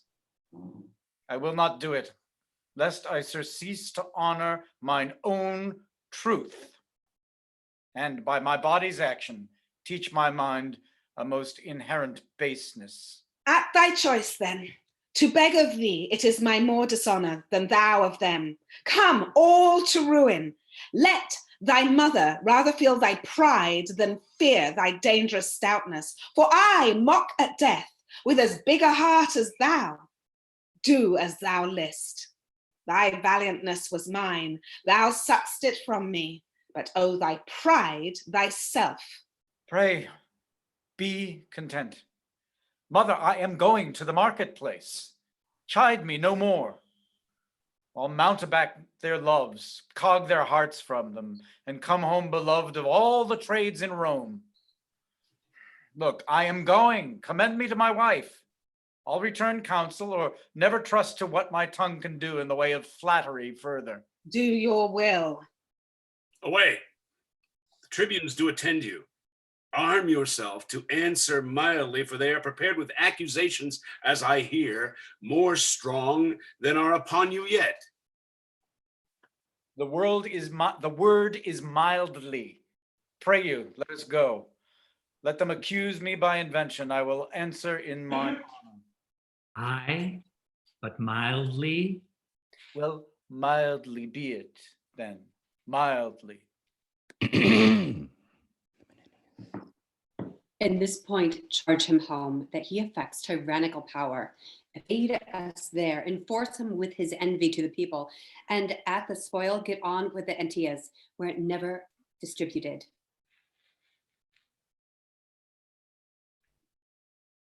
Is he coming? He's coming How accompanied? with old Menenius and those senators that always favored him. Have you a catalog of all the voices that we have procured, set down by the poll? I have. 'Tis ready. Have you collected them by tribes? I have. Assemble presently the people hither, and when they hear me say it shall be so in the right and strength of the commons, be it either for death, for fine, or banishment, then let them, if I say fine, cry fine. If death, cry death, insisting on the old prerogative and power and the truth of the cause. I shall inform them. And when such a time they have begun to cry, let them not cease, but with a din confused enforce the present execution of what we chance to sentence. Very well. Make them be strong and ready for this hint when we shall have to give it them. Go about it. Put him to collar straight. He hath been used ever to conquer and to have his worth of contradiction. Being once chafed, he cannot be reined in again to temperance. Then he speaks what's in his heart, and that is there which looks with us to break his neck. Oh, well, here he comes.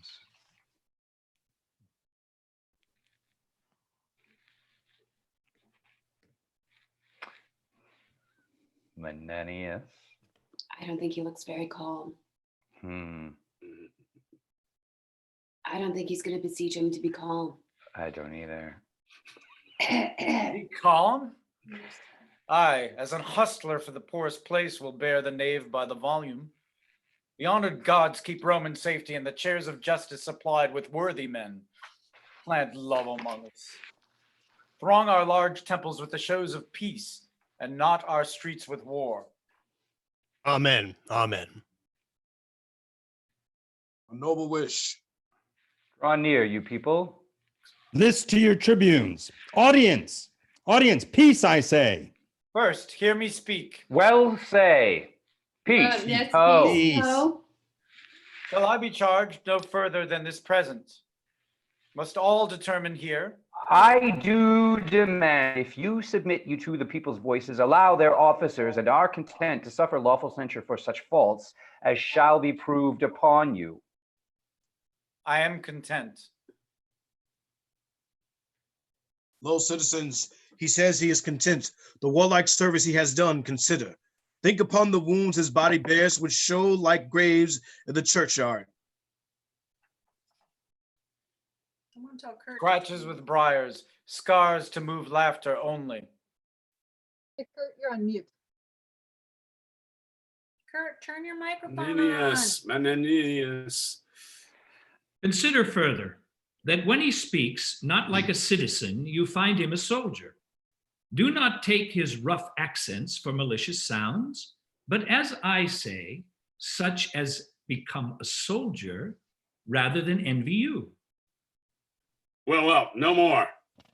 What is the matter that being passed for counsel with full voice, I am so dishonored that the very hour you take it off again? Answer to us. Say then, 'tis true, I ought so. We charge you that you have contrived to take from Rome all seasoned office, and to wind yourself into a power tyrannical for which you are a traitor to the people. How? Traitor?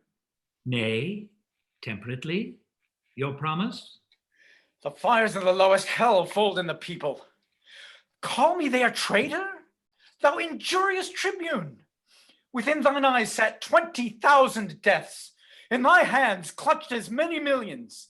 In thy lying tongue, both numbers, I would say, thou liest unto thee with a voice as free as I do pray the gods. Mark you this, people. The rock with him. Peace. We need not put new matter to his charge. What you have seen him do and heard him speak, beating your officers, cursing yourselves, opposing laws with strokes, and here defying those whose great power must try him, even this, so criminal and in such capital kind, deserves the extremest death. But since he hath served well for Rome. What do you prate of service? I talk that I know it. You. Is this the promise that you made your mother? No, I pray you. I'll know no further.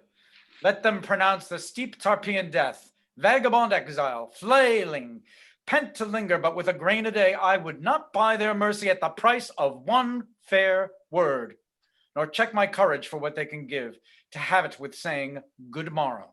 For that he has, as much as in him lies, from time to time envied against the people, seeking means to pluck away their power, as now at last given hostile strokes, and that not in the presence of dreaded justice, but on the ministers that doth distribute it. In the name of the people and in the power of us, the tribunes, we, even from this instant, banish him for our city, in peril of precipitation from off the rock Tarpeian, never more to enter our Rome gates. In the people's name, I say it shall be so. It shall be so. Hear me, my masters and my common friends. Sentenced. No more hearing. Let me speak. I have been consul and can show for Rome her enemies' marks upon me. I do love my country's good with a respect more tender, more holy and profound than mine own life. My dear wife's estimate, her womb's increase and treasure of my loins, than if I would speak that. We know your drift. Speak what? There's no more to be said, but he is banished as enemy to the people and his country. It shall be so. It shall be so. Shall be so. You common cry of curse, whose breath I hate as reek of the rotten fens, whose loves I prize as the dead carcasses of unburied men that do corrupt my air. I banish You! And here remain with your uncertainty. Let every feeble rumor shake your hearts. Your enemies, with nodding of their plumes, fan you with despair. Have the power still to banish your defenders, till at length your ignorance, which finds not till it feels, making but reservation of yourselves, still your own foes, deliver you as most abated captives to some nation that won you without blows, despising for you the city. Thus I turn my back. There is a world elsewhere. The people's enemy is gone. Is gone. Our enemy is banished. He's gone. Woohoo! Go see him out at gates and follow him as he hath followed you with all despite. Give him deserved vexation. Let a guard attend us through the city. Come, come. Oh, let's see him at the Come. gates. The gods preserve him. Noble Plebeians, come.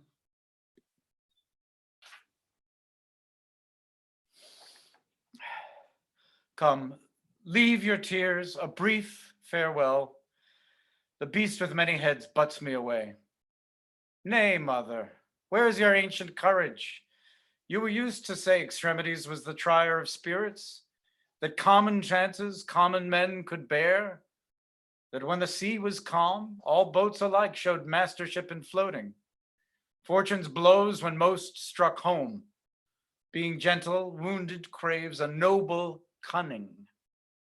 You were used to load me with precepts that would make invincible the heart that conned them. Oh heavens, oh heavens. Nay, I prithee, woman.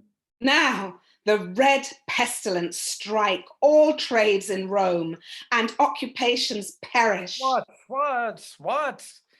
I shall be loved when I am lacked. Nay, mother, resume that spirit when you were wont to say, if you had been the wife of Hercules, 6 of his labors you'd have done and saved your husband so much sweat. Cominius, droop not. Adieu.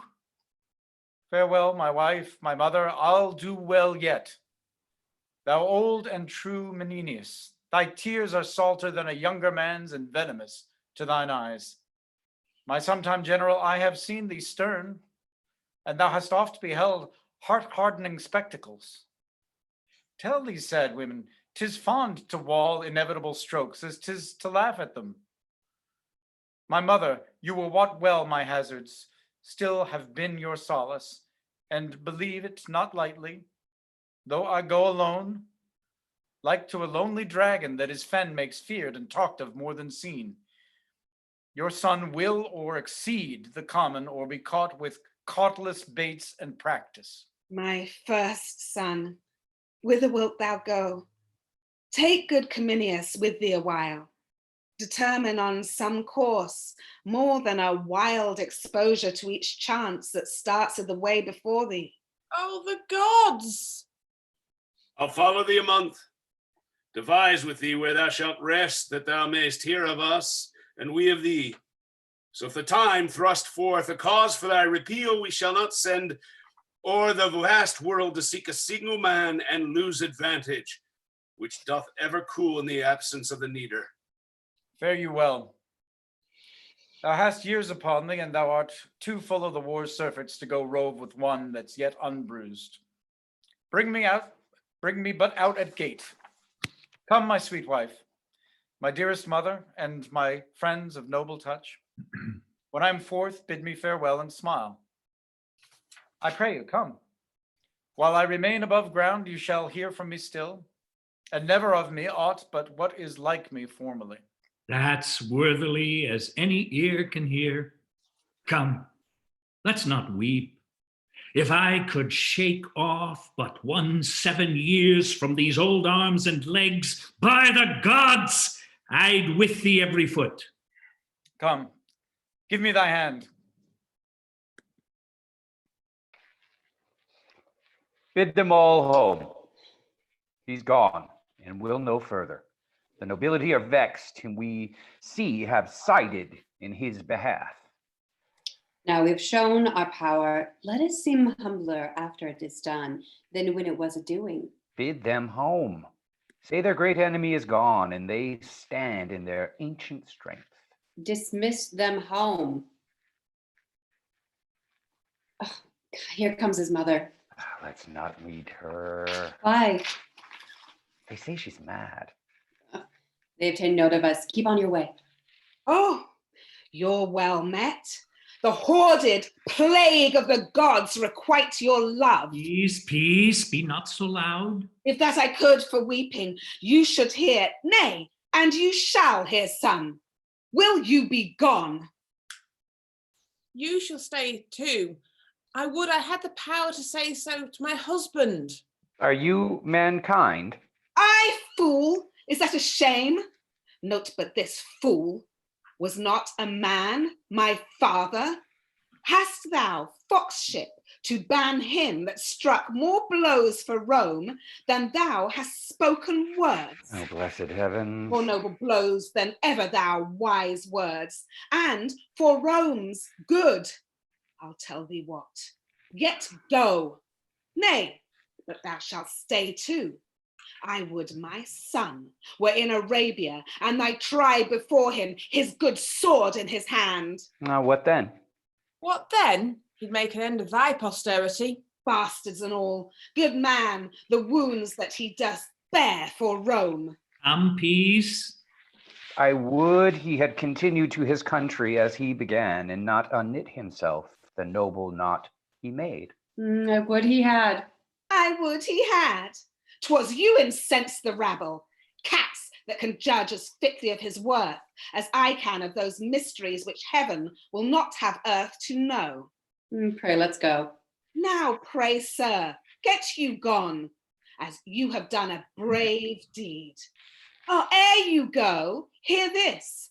As far as doth the capital exceed the meanest house in Rome, so far, my son, this lady's husband here, this, do you see, whom you have banished, does exceed you all. Well, well, we'll leave you. Why stay we to be baited with one that wants her wits? Take my prayers with you. I would the gods had nothing else to do but to confirm my curses. Could I meet him but once a day, it would unclog my heart of what lies heavy to it. You have told them home, and by my troth, you have cause. You'll sup with me? Anger's my meat. I sup upon myself, and so shall starve with feeding. Come, let's go. Leave this faint puling and lament as I do. In anger, Juno-like. Come, come, come. Fie, fie, fie. I know you well, sir, and you know me. Your name, I think, is Adrian? It is so, sir. Truly, I have forgot you. I am a Roman, and my services are, as you are, against them. Know you me yet? Nicanor, no? The same, sir. You had more beard when I last saw you, but your favor is well appeared by your tongue. What's the news in Rome? I have a note from the Volscian state to find you out there. You have well saved me a day's journey. There have been in Rome strange insurrections, the people against the senators, patricians, and nobles. Hath been, is it ended then? Our state thinks not so. They are in a most warlike preparation and hope to come upon them in the heat of their division. The main blaze of it is past, but a small thing would make it flame again, for the nobles received so to heart the banishment of that worthy Coriolanus that they are in a ripe aptness to take all power from the people and to pluck from them their tribunes forever. This lies glowing, I can tell you, and is almost mature for the violent breaking out. Coriolanus banished. Banished, sir. You will be welcome with this intelligence, Nicanor. The day serves well for them now. I have heard it said the fittest time to corrupt a man's wife is when she's fallen out with her husband. Your noble Tullus Aufidius will appear well in these wars, his great opposer Coriolanus being now in no request of his country. Ye cannot choose. I am most fortunate thus accidentally to encounter you. You have ended my business, and I will merrily accompany you home. I shall between this and supper tell you most strange things from Rome, all tending to the good of their adversaries. Have you an army ready, say you? A most royal one. The centurions and their charges distinctly billeted already in the entertainment, and to be on foot at an hour's warning. I am joyful to hear of their readiness, and am the man, I think, that shall set them in present action. So, sir, heartily well met, and most glad of your company. You take my part from me, sir. I have the most cause to be glad of yours. Well, let us go together.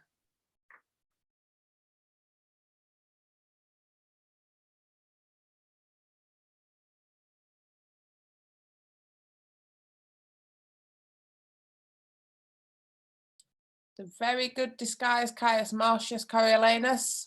It's a very quiet one.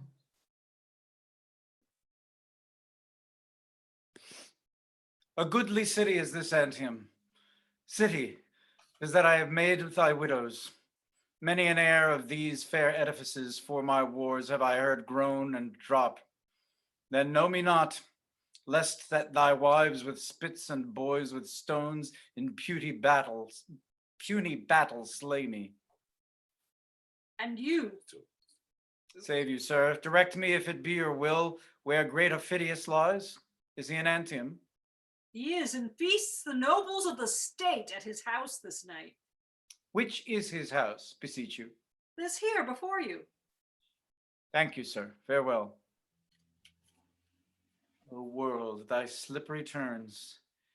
Friends now fast sworn, whose double bosoms seem to wear one heart, whose hours, whose bed, whose meal and exercise are still together, who twin, as 'twere, in love unseparable, shall within this hour, on a dissension of adroit, break out to bitterest enmity. So fellest foes, whose passions and whose plots have broke their sleep to take the one the other by some chance, some trick not worth an egg, shall grow dear friends and interjoin their issues. So with me, my birthplace hate I, and my love's upon this enemy town. I'll enter. If he slay me, he does fair justice. If he give me way, I'll do his country service. Wine, wine, wine. What service is here? I think our fellows are asleep. Where's Cotus? My master calls for him. Cotus!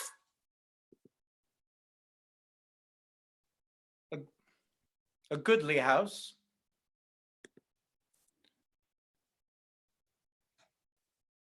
The feast smells well, but I appear not like a guest.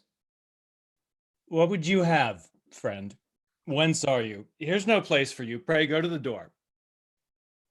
I have deserved no better entertainment in being Coriolanus. Whence are you, sir? Has the porter his eyes in his head that he gives entrance to such companions? Pray get you out. Away! Away? Get you away. Now thou art troublesome. Are you so brave? I'll have you talked with anon. What fellow's this? A strange one as ever I looked on. I cannot get him out of the house. Prithee, call my master to him. What have you to do here, fellow? Pray you, avoid the house. Let me but stand. I will not hurt your hearth. What are you? A gentleman. A marvelous poor one. True, so I am. Pray you, poor gentleman, take up some other station. Here's no place for you. Pray you, avoid. Come, come. Follow your function. Go and batten on cold bits. What? You will not? Prithee, tell my master what a strange guest he has here. And I shall. Where dwellest thou? Under the canopy. Under the canopy? Aye. Where's that? In the city of kites and crows. In the city of kites and crows? What an ass it is! Then thou dwellest with daws too? Though I serve not thy master. How so? Do you meddle with my master? Aye. 'Tis an honester service than to meddle with thy mistress. Thou pratest and pratest. Serve with thy trencher. Hence. Where is this fellow? Here, sir. I'd have beaten him like a dog, but for disturbing the lords within. Whence comest thou? What wouldst thou? Thy name? Why speaks not? Speak, man, what's thy name? If, Tullus, not yet knowest me, and seeing me, dost not think me for the man I am, necessity commands me name myself. What is thy name? A name unmusical to the Volscian's ears and harsh in sound to thine. Say what's thy name? Thou hast a grim appearance, and thy face bears a commandment. Though thy tackle's torn, thou showest a noble vessel. What's thy name? Prepare thy brow to frown. Knowest thou me yet? I know thee not. Thy name? My name is Caius Marcius, who hath done to thee particularly and to all the Volsces great hurt and mischief. Thereto witness my surname Coriolanus.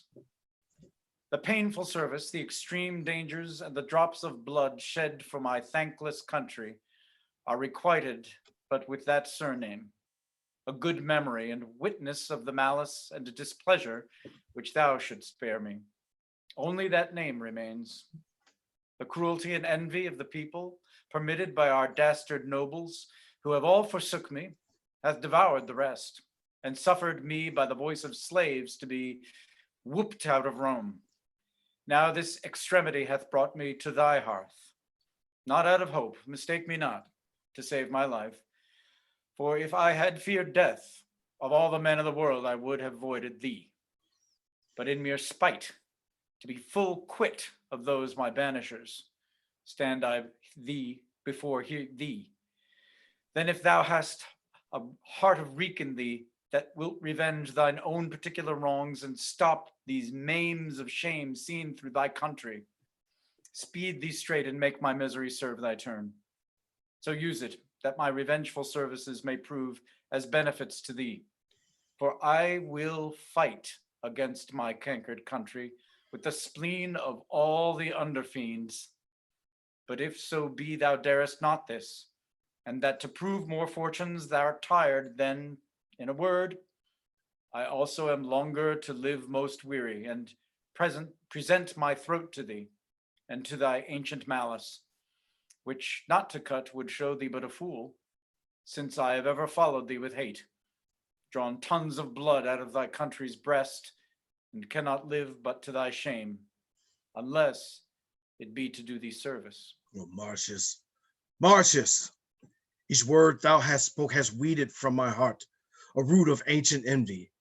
If Jupiter should from yond cloud speak divine things and say 'tis true, I'd not believe it more than thee.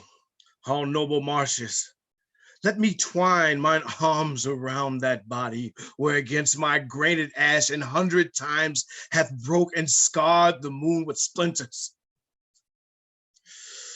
Here I clip the anvil of my sword and do contest as hotly and as nobly with thy love as ever in ambitious strength I do contend against thy valor. Know thou first, I love the maid I married. Never man sighed truer breath, but that I see thee here, thou noble thing.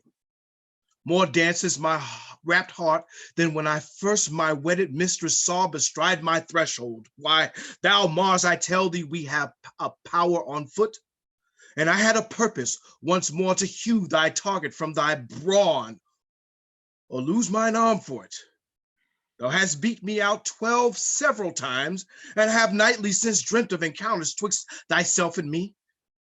We have been down together in my sleep, unbuckling helms, fisting each other's throats, and walking half dead with nothing. Worthy Marcius, had we no other quarrel else to roam, but that thou art thence banished, we would muster all for 12 to 70, and pouring war into the bowels of ungrateful Rome, like the flood or bear it.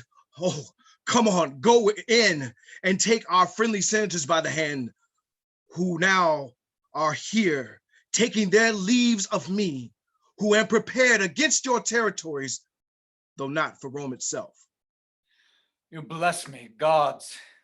Therefore, most absolute sir, if thou wilt have the leading of thine own revenges, take the one half of my commission and set down as best best art experienced, since thou knowest thy country's strengths and weaknesses, thine own ways, whether to knock against the gates of Rome or rudely visit them in parts remote to fright them ere destroy, but come in. Let me command thee first, to those that shall say yea to thy desires, 1,000 welcomes, and more friend than e'er an enemy. Yet, Marcius, that was much. Your hand most welcome. Here's a strange alteration. By my hand, I had thought to have strucken him with a cudgel, and yet my mind gave me his clothes made a false report of him. What an arm he has. He turned me about with his finger and his thumb as one would set up a top. Nay, I knew by his face there was something in him. He had, sir, a kind of face, methought. I cannot tell how to term it.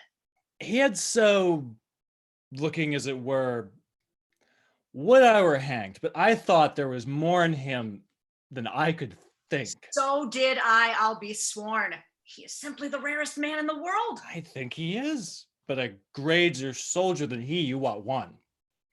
Who, my master? Nay, it's no matter for that. Worth 6 on him. Nay, not so either, but I take him to be the greater soldier. Faith, look you, one cannot tell how to say that.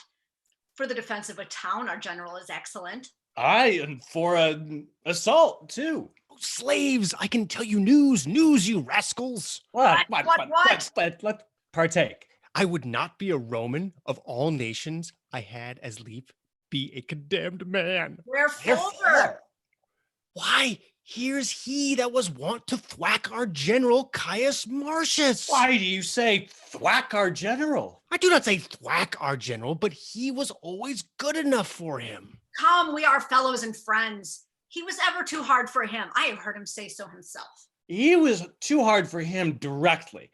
To say the truth on it, before Coriolanus, he scotched him and notched him like a carbonardo. And he had been cannibally given, he might have boiled him and eaten him too. But more of thy news.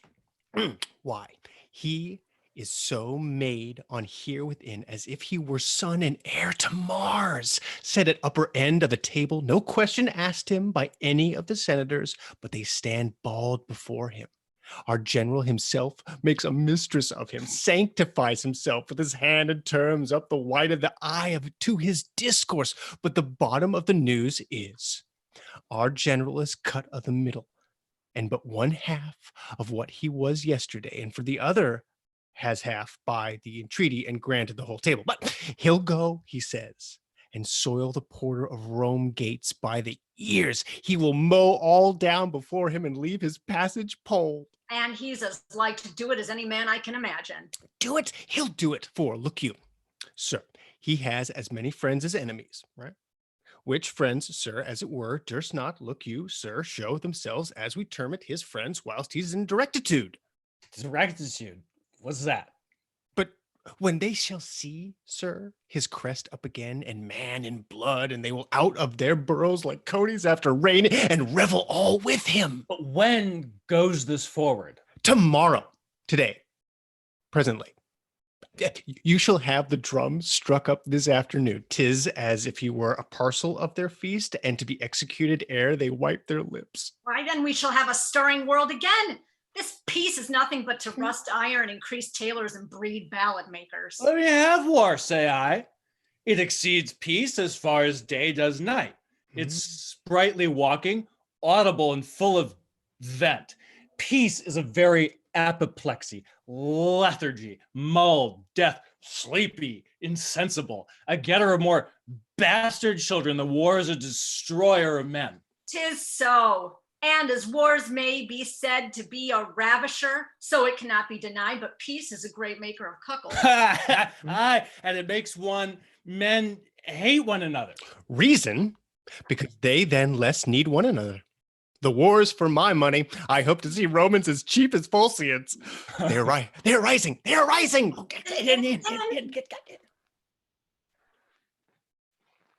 We hear not of him, neither need we fear him. His remedies are tame. The present peace and quietness of the people, which before were in wild hurry. Here do we make his friends blush that the world goes well, who rather had, though they themselves did suffer by it, behold dissentious numbers pestering streets, than see our tradesmen singing in their shops and going about their functions friendly. We stood to it in good time. Is this Menenius? 'Tis he, 'tis he. Oh, he is grown most kind of late. Hail, sir! Hail to you both.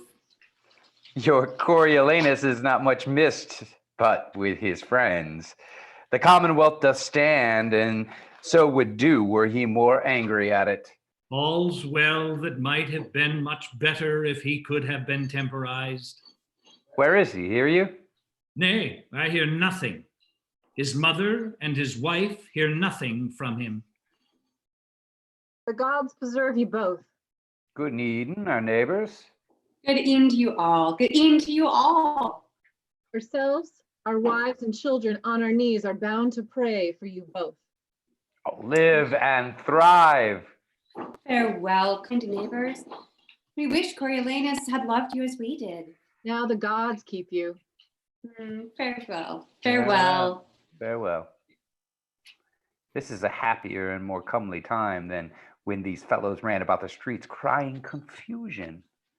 Caius Marcius was a worthy officer in the war, but insolent, overcome with pride, ambitious past all thinking, self-loving. And affecting one sole throne without assistance. I think not so. We should by this, to all our lamentation, if he had gone forth consul, found it so. The gods have well prevented it, and Rome sits safe and still without him.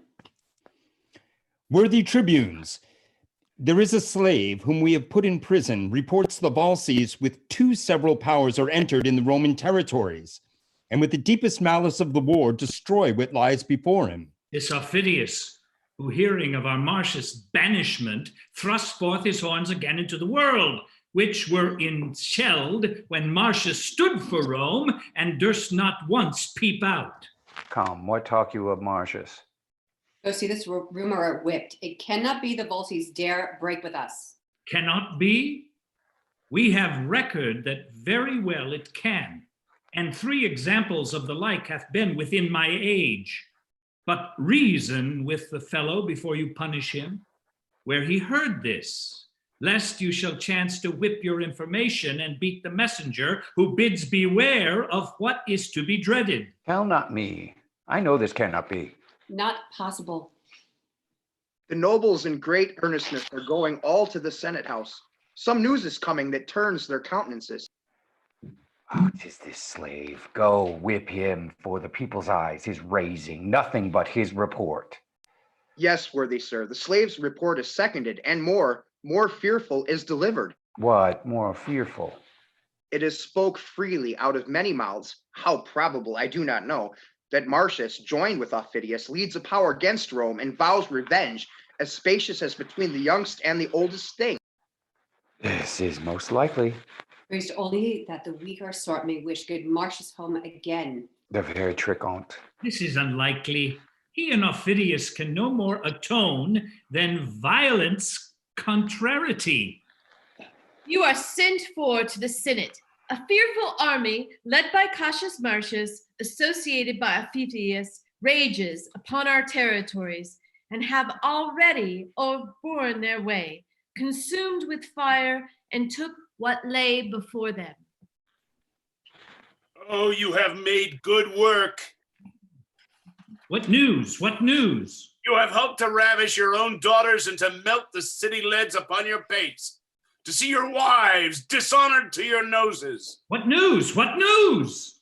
Your temples burned in their cement, and your franchises, whereupon you stood, confined into an augur's bore.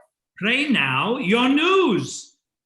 You have made fair work, I fear.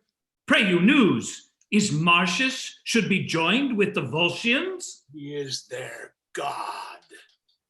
He leads them like a thing made by some other deity than nature, that shapes man better, and they follow him against us brats with no less confidence than boys pursuing summer butterflies or butchers killing flies. You have made good work, you and your apron men, you that stood so much upon your voice of occupation and the breath of garlic eaters. Shake your roam about your ears. As Hercules did shake down mellow fruit, you have made fair work.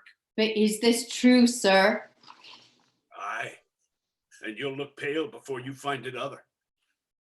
All the regions do smilingly revolt, and who resists are mocked for valiant ignorance and perish constant fools. Who can blame him? Your enemies and his find something in him. We are all undone, unless the noble man have mercy. You still ask it? Huh? The tribunes cannot do it. For shame. The people deserve such pity of him as the wolf does of the shepherds. For his best friends, if they should say, be good to Rome, they charged him even as those should do that had deserved his hate, and therein showed like enemies. 'Tis true. If he were putting to my house the brand that should consume it, I have not the face to say, beseech you, cease. You have made fair hands, you and your crafts. You have crafted fair. You have brought a trembling upon Rome, such as was never's, incapable of help. Say not we brought it. How? Wast we?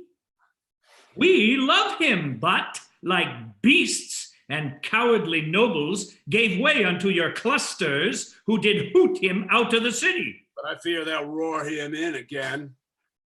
Tullus Aufidius, the second name of men, obeys his points as if he were his officer.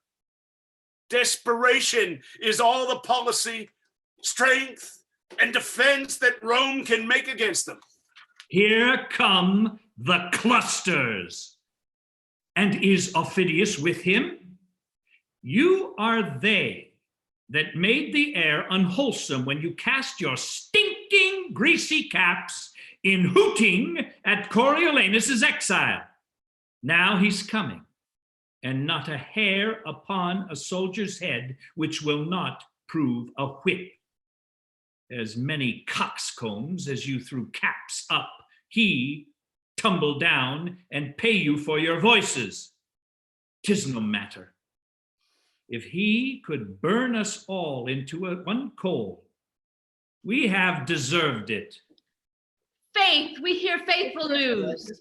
For mine own part, when I said banish him, I said 'twas pity. And so did I, and to say the truth, so did very many of us. That we did for the best. And though we willingly consented to his banishment, yet it was against our will. Your goodly things, you voices. You have made good work, you and your cry. Shall to the capital? Oh, aye. What else? Go, masters, get you home. Be not dismayed. These are a side that would be glad to have this true which they so seem to fear. Go home and show no sign of fear. The gods be good to us. Come, masters, let's home. I ever said we were in the wrong when we banished him. So did we all, but come, let's home. I do not like this news. Nor I. Let's to the capital. Would half my wealth would buy this for a lie. Pray, let's go.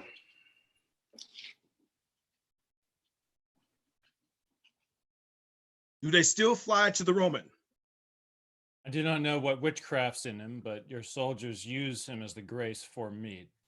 Their talk at the table and their thanks at end, and you are darkened in this action, sir, even by your own. I cannot help it now. Unless by using means I lame the foot of our design. He bears himself proudlier even to my person than than I thought he would when I first did embrace him. Yet his nature is in that's no changeling, and I must excuse what cannot be amended. Yet I wish, sir, I mean, for your particular, you had not joined in commission with him, but either have borne the action of yourself or else to him had left it solely. I understood thee well, and be thou sure when he shall come to his account, he knows not what I can urge against him, although it seems, and he thinks, and is no less apparent to the vulgar eye, that he bears all things fairly, and shows good husbandry for the Volscian state. Fights dragon-like, and does achieve as soon as draw his sword. Yet he have left undone that which shall break his neck or hazard mine whene'er we come to our account. Sir, I beseech you, think you he'll carry Rome? All places yields to him ere he sits down, and the nobility of Rome are his. The senators and patricians love him too. The tribunes are no soldiers, and their people will be rash and appeal as hasty to expel him thence. I think he'll be to Rome as an osprey to the fish, who takes it by sovereignty of nature. First, he was a noble servant to them, but he could not carry his honors even. Whether 'twas pride, which out of daily fortune ever taints the happy man, whether defect of judgment to fail in the disposing of those chances which he was lord of, or whether nature, not to the other one thing, not moving from the cask to the cushion, but commanding peace, even with the same austerity and garb as he controlled the war. But one of these, as he hath spices of them all, not all, for I dare so far free him, made him feared, so hated, and so banished. But he has a merit to choke it in the utterance. So our virtues, like in the interpretation of the time, and power unto itself most commendable, hath not a tomb so evident as a chair to extol what it hath done. One fire drives out one fire, one nail. Rights by rights falter, strengths by strengths do fail. Come, let's away. When Caius, Rome is thine, thou art poorest of all, then shortly thou art mine. No, I'll not go. You hear what he hath said, which was sometime his general, who loved him in a most dear particular. He called me father. But what of that? Go you that banished him a mile before his tent, fall down and knee the way into his mercy. Nay, if ye coyed to hear Cominius speak, I'll keep at home. He would not seem to know me. Do you hear? Yet one time he did call me by my name. I urged our old acquaintance in the drops that we have bled together. Coriolanus, he would not answer to, forbade all names. It was a kind of nothing, titleless, till he had forged himself a name in the fire of burning Rome. Why so? You have made good work. A pair of tribunes that have racked for Rome to make coals cheap. A noble memory. I minded him how royal 'twas to pardon when it was less expected. He replied, it was a bare petition of a state to one whom they had punished. Very well. Could he say less? I offered to awaken his regard for his private friends. His answer to me was he could not stay to pick them in a pile of noisome, musty chaff. He said 'twas folly for one poor grain or two to leave unburnt and still to nose the offense. For one poor grain or two? I am one of those, his mother, wife, his child, and this brave fellow too. We are the grains. You are the musty chaff, and you are smelt above the moon. We must be burnt for you. Nay, pray, be patient. If you refuse your aid in this ne'er so needed help, yet do not upbraids with our distress. But sure, if you would be your country's pleader, your good tongue, more than the instant army we can make, might stop our countrymen. No, I'll not meddle. Pray you go to him. Why should I do? Only make trial what your love can do for Rome towards Marcius. Well, and say that Marcius return me, as Cominius is returned, unheard. What then? But as a discontented friend, grief-shot with his unkindness. Say it be so. Yet your goodwill must have thanks from Rome after the measure as you intended well. I'll undertake it. I think he'll hear me. Yet to bite his lip and hum a good Cominius must unhurts me. He was not ta'en well. He had not dined. The veins unfilled, our blood is cold, and then we pour upon the morning, are unapt to give or to forgive.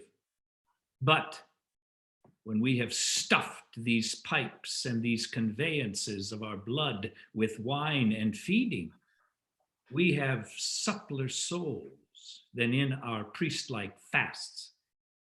Therefore, I'll watch him till he be dined to my request, and then I'll set upon him. You know the very road into his kindness and cannot lose your way. Good faith, I'll prove him. Speed how it will. I shall ere long have knowledge of my success. You'll never hear him. Not? I tell you, he does sit in gold, his eye red as 'twere burn Rome, and his injury the jailer to his pity. I kneeled before him. 'Twas very faintly he said, "Rise," dismissed me thus with his speechless hand. What he would do, he sent in writing after me. What he would not, bound with an oath to yield to his conditions. So that all hope is vain unless his noble mother and his wife, who as I hear mean to solicit him for mercy to his country. Therefore let's hence, and with our fair entreaties haste them on. Stay! Whence are you? Stand and go back. You guard like men as well. But by your leave, I am an officer of state and come to speak with Coriolanus. From whence? From Rome. You may not pass. You must return. Our general will no more hear from thence. You'll see your Rome embraced with fire before you'll speak with Coriolanus. Good my friends, if you have heard your general talk of Rome and of his friends there, it is lots to blanks my name hath touched your ears. It is Menenius. Be it so. Go back. The virtue of your name is not here passable. I tell thee, fellow, thy general is my lover. I have been the book of his good acts, whence men have read his fame unparalleled, haply amplified. For I have ever verified, my friends, of whom he's chief, with all the size and verity would without lapsing suffer. Nay, sometimes, like to a bowl upon a subtle ground, I have tumbled past the throw, and in his praise have almost stamped the leasing. Therefore, fellow, I must have leave to pass. Faith, sir, if you had told as many lies in his behalf as you have uttered words in your own, you should not pass here. No, there were as virtuous to lie to live chastely. Therefore, go back! Prithee, fellow, remember my name is Menenius, always factionary on the party of your general. Howsoever you have been his liar, as you say you have, I am one that, telling true under him, must say you cannot pass. Therefore, go back. Has he dined? Canst thou tell? For I would not speak with him till after dinner. You are a Roman, are you? I am thy general, as thy general is. Then you should hate Rome as he does. Can you, when you have pushed out your gates, the very defender of them, and then in violent popular ignorance given your enemy your shield, think so front his revenges with the easy groans of old women, the virginal palms of your daughters, or with the palsied intercession of such decayed doting as you seem to be? Can you think to blow out the intended fire your city is ready to flame in with such weak breath as this? No, you're deceived. Therefore, back to Rome and prepare for your execution. You are condemned. Our general has sworn you out of reprieve and pardon. Sirrah, if thy captain knew I were here, he would use me with estimation. Come, my captain knows you not. I mean thy general. My general cares not for you. Back, I say, lest I let forth your half pint of blood. Back! That's the utmost of your having. Back! Nay, but fellow!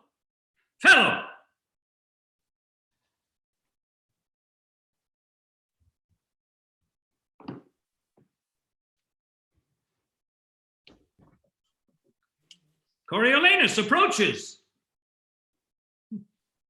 Unmute thyself. General!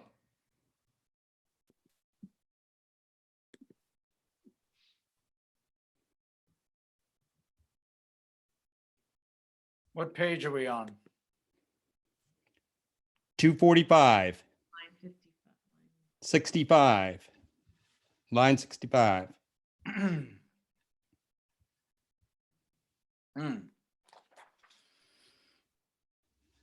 What's the matter? Now, you companion, I'll say an errand for you.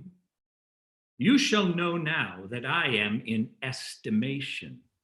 You shall perceive that a Jack Gardent cannot office me from my son Coriolanus.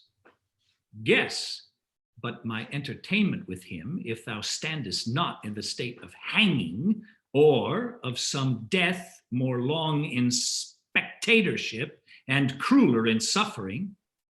Behold now presently, and swoon for what's to come upon thee. The glorious gods sit in an hourly synod about thy particularly posterity, and love thee no worse than thy old father Menenius does. Oh, my son, thou art preparing fire for us? Look thee, here's water to quench it. I was hardly moved to come to thee, but being assured none but myself could move thee, I have been blown out of our gates with sighs, and conjure thee to pardon Rome and thy petitionary countrymen. The good gods assuage thy wrath, and turn the dregs of it upon this varlet here, this who like a block hath denied my access to thee. Away. How? Away? Wife, mother, child, I know not. My affairs are servanted to others. Though I owe my revenge properly, my remission lies in Volscian breasts. That we have been familiar, in great forgetfulness shall poison rather than pity, note how much. Therefore be gone. Mine ears against your suits are stronger than your gates against my force. Yet, for I loved thee, take this along. I rid it for thy sake, and would have sent it. Another word, Menenius, I will not hear thee speak. This man, Aufidius, was my beloved in Rome, yet thou beholdst. You keep a constant temper. Now, sir, is your name Menenius?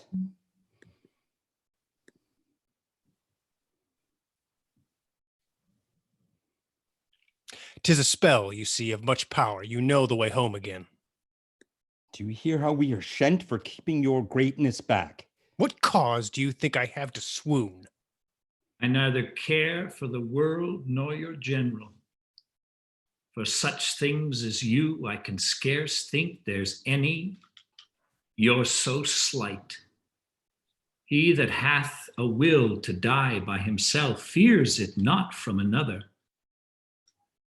Let your general do his worst. For you, be that you are long and your misery increase with your age. I say to you, as I was said to,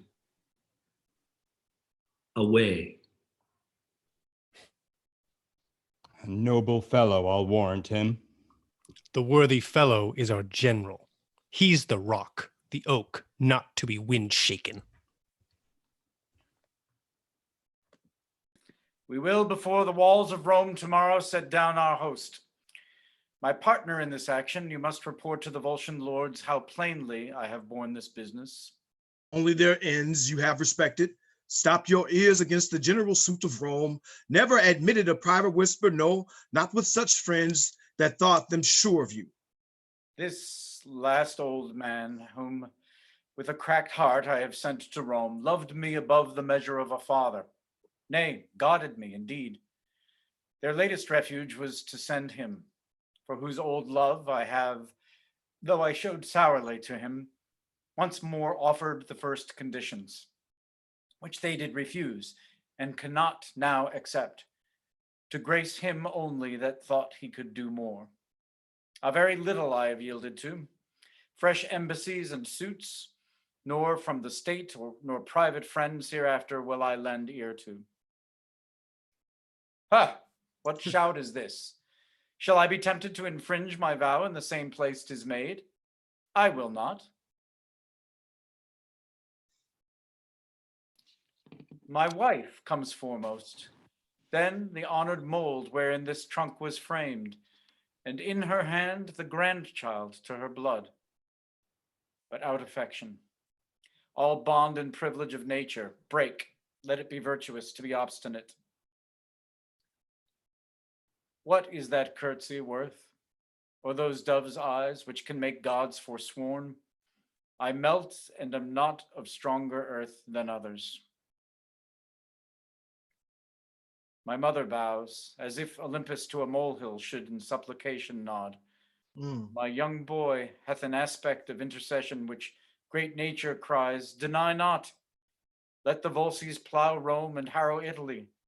I'll never be such a gosling to obey instinct, but stand as if a man were author of himself and knew no other kin.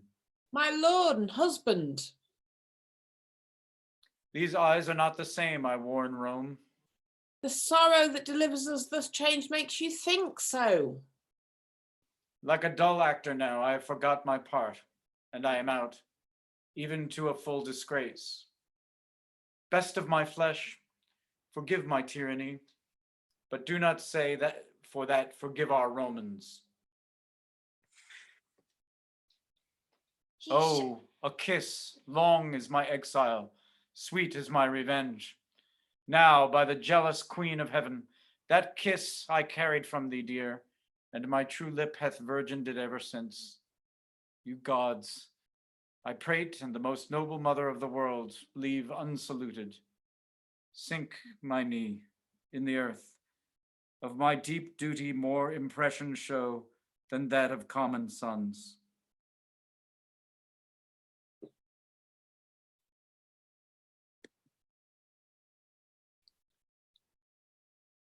Unmute thyself, Volumnia. Thank you. Oh, stand up, blessed, whilst with no softer cushion than the flint, I kneel before thee, and unproperly show duty, as mistaken all this while between the child and parent.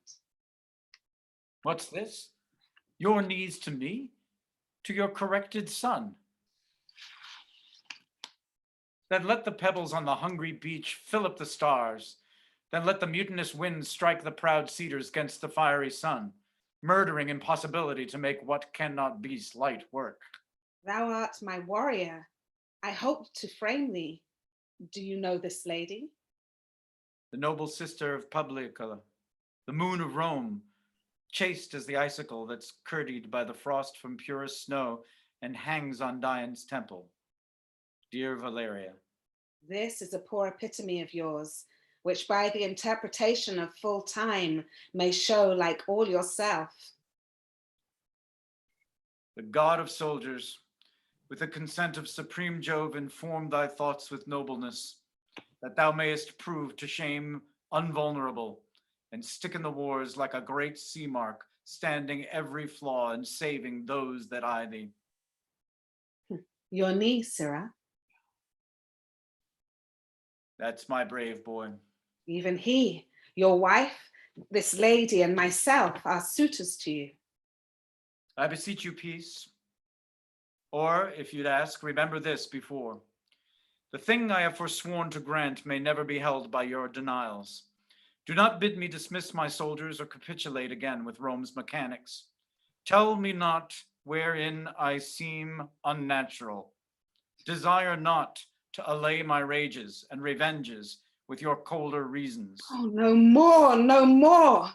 You have said you will not grant us anything, for we have nothing else to ask but that which you deny already. Yet we will ask that if you fail in our request, the blame may hang upon your hardness. Therefore, hear us.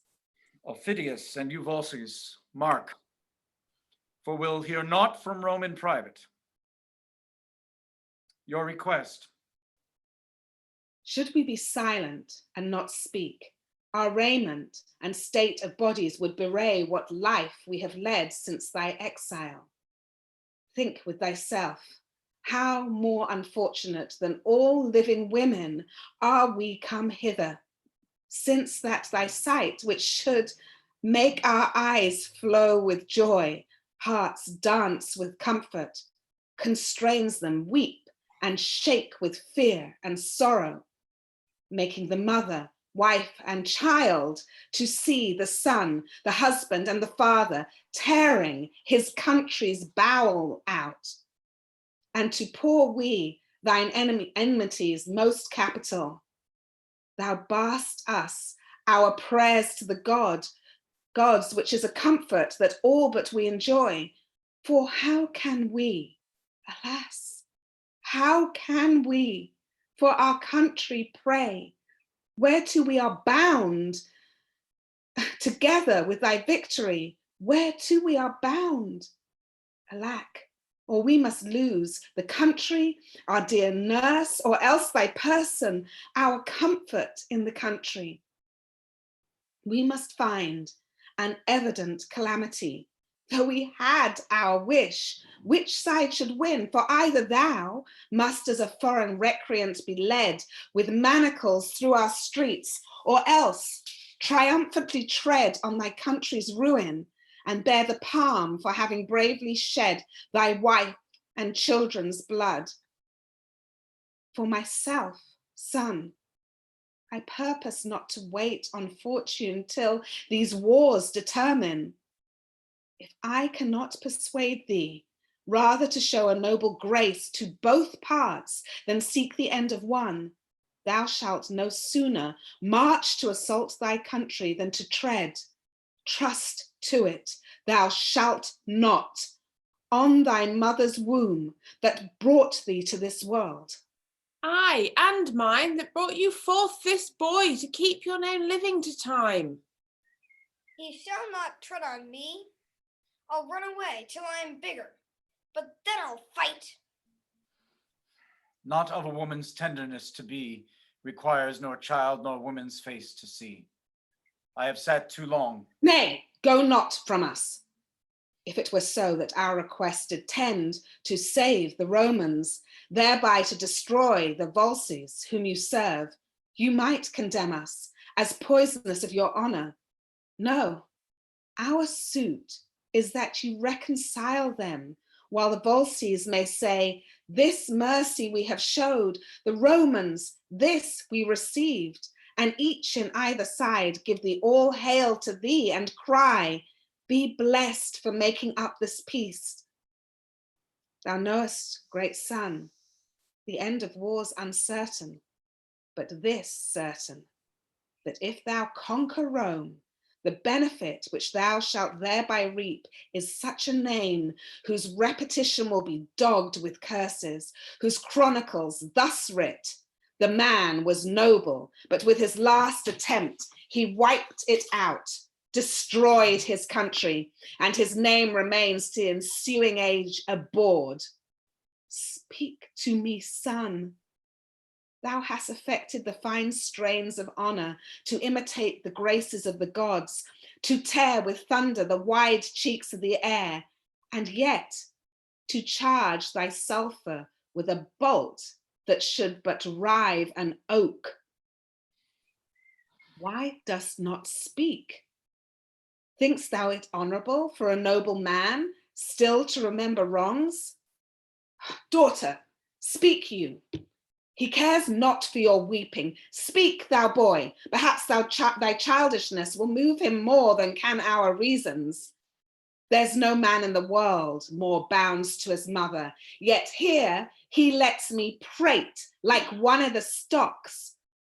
Thou hast never in thy life showed thy dear mother any courtesy when she, poor hen, fond of no second brood, has clucked thee to the wars and safely home, loadened with honor.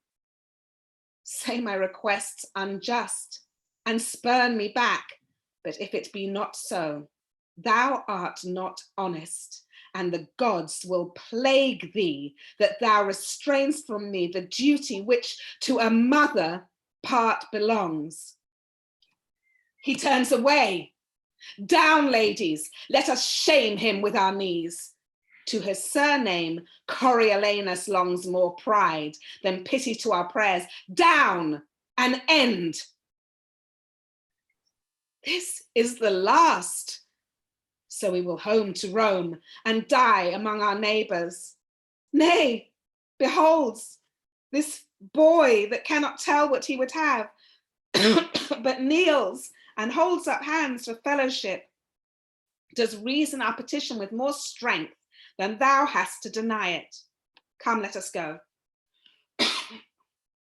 This fellow had a volscian to his mother. His wife is in Coriolis, and his child, like him by chance, yet give us our dispatch. I am hushed until our city be afire, and then I'll speak a little. Oh, mother, mother, what have you done? Behold, the heavens do ope, the gods look down, and this unnatural scene they laugh at. Oh, my mother, mother. Oh, you have won a happy victory to Rome. But for your son, believe it, oh, believe it. Most dangerously with him you have prevailed, if not most mortal to him. But let it come. Ophidius, though I cannot make true wars, I'll frame convenient peace.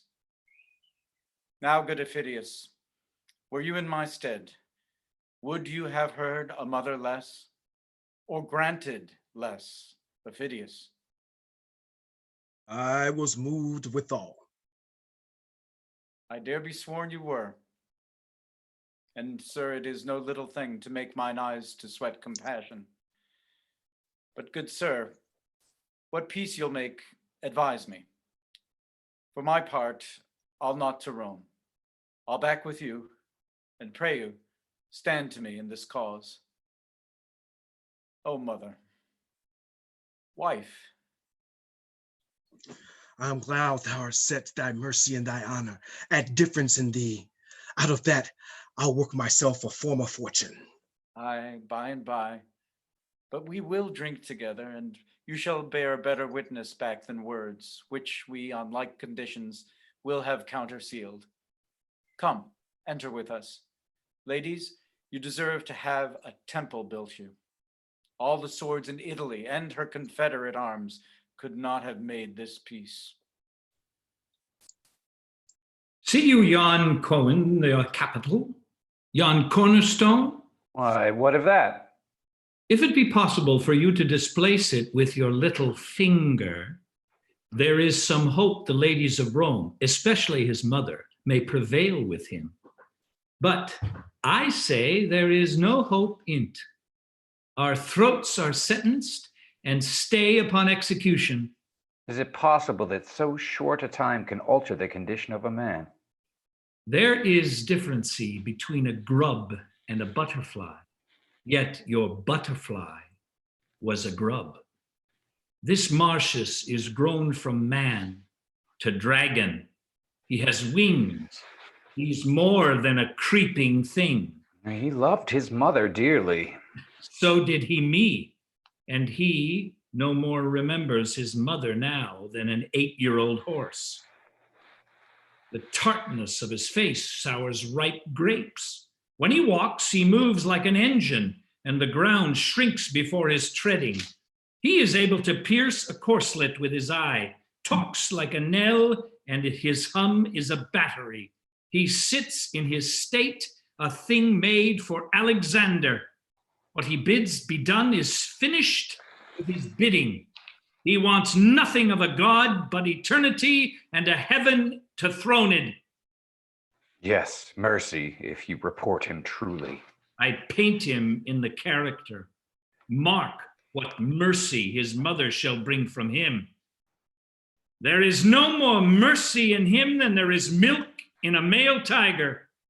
That shall our poor city find. And all this is long of you. The gods be good unto us. No, in such a case, the gods will not be good unto us. When we banished him, we respected not them, and he returning to break our necks, they respect not us.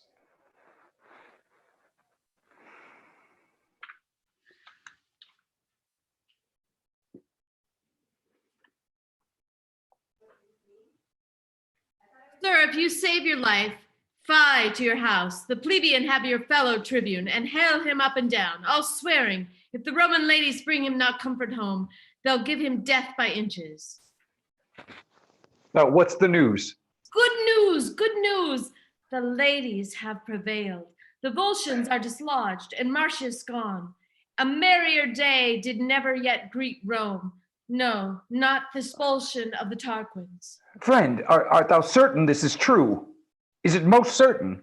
As certain as I know the sun is fire. Where have you heard that you make doubt of it? Ne'er through an arch so hurried the blown tide as the recomforted through the gates. Why, hark you, the trumpets, sackbuts, psalteries, and fifes, drums and cymbals, and the shouting Romans make the sun dance. Hark you. This is good news. I will go meet the ladies. This Volumina is worthy of councils, senators, patricians, a city full of tribunes such as you, a sea and land full. You have prayed well today. This morning for 10,000 of your throats, I'd not have given a doit. Hark, how they joy! First, the gods bless you for your tidings. Next, accept my thankfulness. Sir, we have all great cause to give great thanks. They are near the city? Almost at point to enter. We'll meet them and help the joy.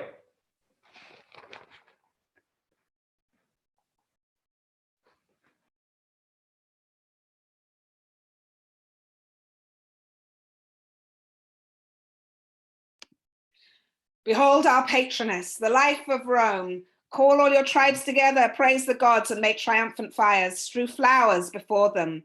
Unshout the noise that banished Marcius. Repeal him with the welcome of his mother. Cry, welcome, ladies, welcome.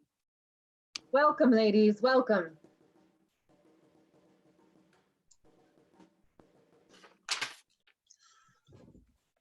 Go tell the lords of the city I am here. Deliver them this paper. Having read it, bid them to the marketplace, where I, even in their ears, in the commons' ears, will vouch the truth of it. Him I accuse the city ports by this hath entered and intends to appear before the people, hoping to purge himself with words. Dispatch. How is it with our general? Even so, as with the man by his own alms empoisoned and his charity slain. Most noble sir, if you do hold the same intent wherein you wished us parties, we'll deliver you of your great danger. Sir, I cannot tell. We must proceed as we do find the people. The people will remain uncertain whilst thou twixt you there's difference. But the fall of either makes the survivor highest of all. I know it. And my pretext is to strike at him amidst a good construction. I raised him, and I pawned mine honor for his truth, who, being so heightened, he watched his new plants with dews of flattery, seducing so my friends, and to this end he bowed his nature, never known before but to be rough, unswayable, and free. Sir, his stoutness when he did stand for counsel, which he lost by lack of stooping. That I would have spoke of. Being banished for it, he came into my hearth, presented to my knife his throat. I took him, made him joint servant with me, gave him way in all his own desires, nay, let him choose out of my files his projects to accomplish. My best and freshest men served his designments in mine own person, hoped to reap the fame which he did end all his, and took some pride to do to myself this wrong, till at the last I seemed his follower, not partner. And he waged me with his countenance as if I had been mercenary. So he did, my lord. The army marveled at it, and in the last, when he had carried Rome, and that we looked for no less spoil than glory. There was it, for which my sinews shall be stretched upon him. At a few drops of women's rheum, which are as cheap as lies, he sold the blood and labor of our great action. Therefore shall he die, and I'll renew me in his fall. But hark! Your native town you entered like a post, and had no welcomes home, but he returned, splitting the air with noise. Impatient fools whose children he hath slain, their base throats tear with giving him glory. Therefore, at your vantage, ere he express himself or move the people with what he would say, let him feel your sword, which we will second. When he lies along after your way, his way, tale pronounced, shall bury his reasons with his body. Say no more.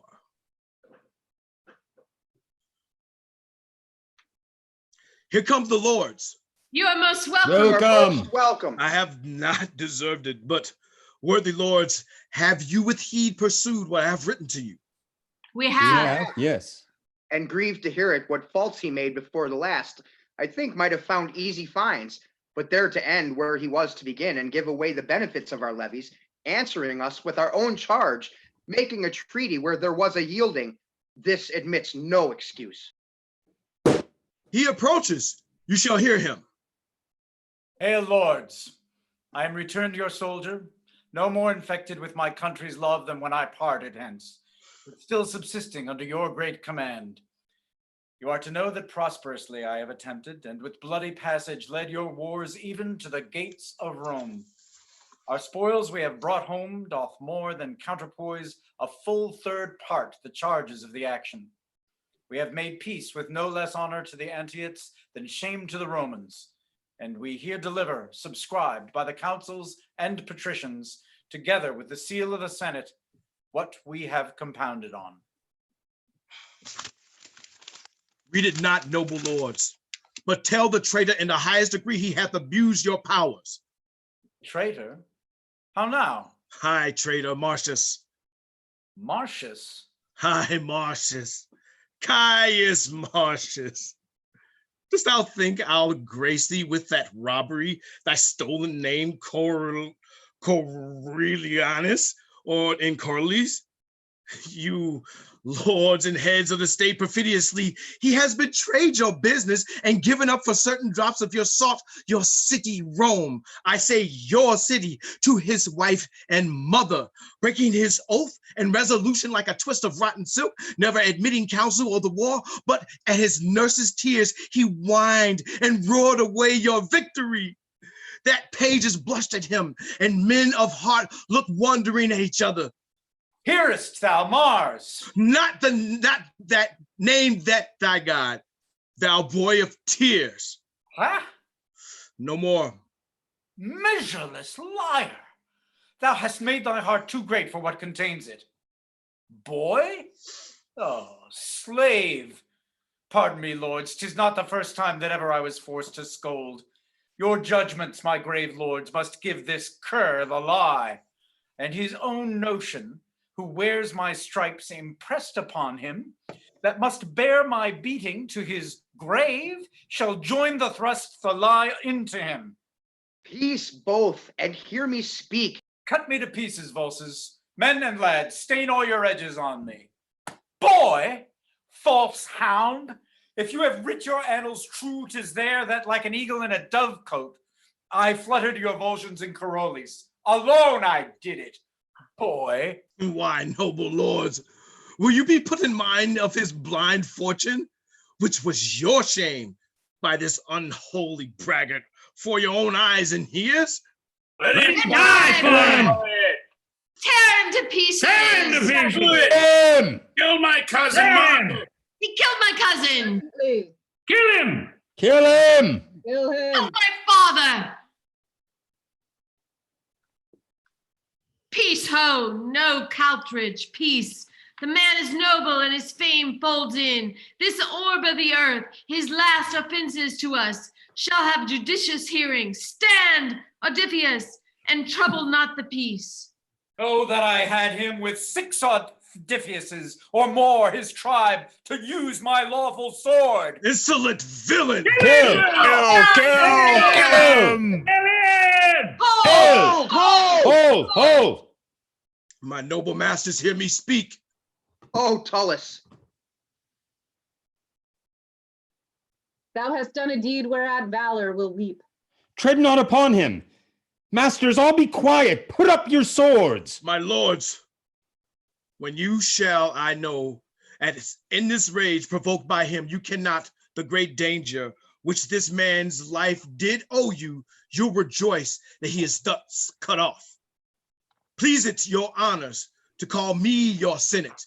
I'll deliver myself, your loyal servant, and endure your heaviest censure. Bear from hence his body, and mourn you for him. Let him be regarded as the most noble course that ever herald did follow to his urn. His own impatience takes from Aufidius a great part of blame. Let's make the best of it. My rage is gone, and I am struck with sorrow. Take him up. Help 3 of the chief soldiers. I'll be one. Beat thou the drum that it speak mournfully. Trail your steel spike. Though in this city he hath widowed and unchilded many a one, which to this hour bewail the injury, yet he shall have a noble memory. Assist.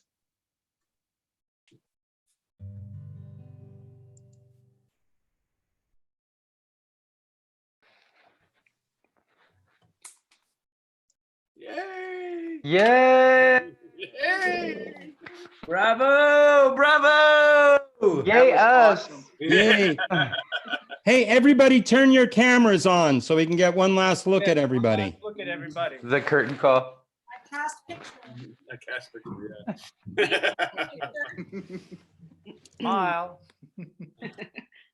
A great while ago, the world began with the hay, Everybody smile. the wind and the rain. But that's all one. Our play is done, and we'll take it, folks. Drive Try to please you every day.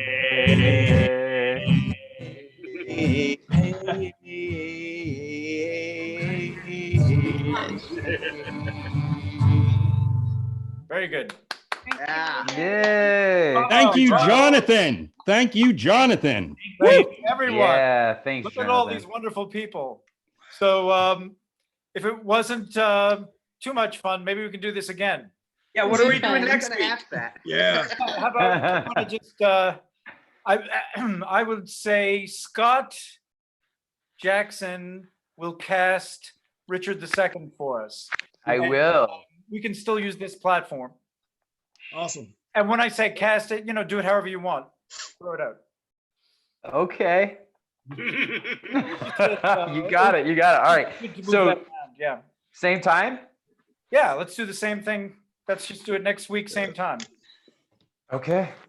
Only if my damn technology works. Yeah. And whoever made up that great Excel spreadsheet, That was amazing. That that was really helpful. That's Yeah. that Mike. Yeah, that was awesome. That was so awesome. Yeah, have fun, Scott. I just got thrown into that one. Yeah. Hey, actually, if you want help, just ping me. I can help you out with that. Thanks, Mike. I gotta go cook for hungry men. Okay. Oh, bye, guys. amazing. It's so Thank great you to so see you. This much. is really fun. I love you all. Love Love you. you Thank you guys. so much, guys. I Good night, really everyone. appreciate being invited to this. It was Yeah, I'm amazing. glad you were here. Thanks, Dale. Yeah. Bye. I'll be Bye. in touch, Doc. Hey, John. To meet Dan and Mr. Van Meter, if he's still here. Hey, can I just say, Yeah. I don't want to steal that, but Haizan, I've heard so much about your acting from my Uncle John over the years.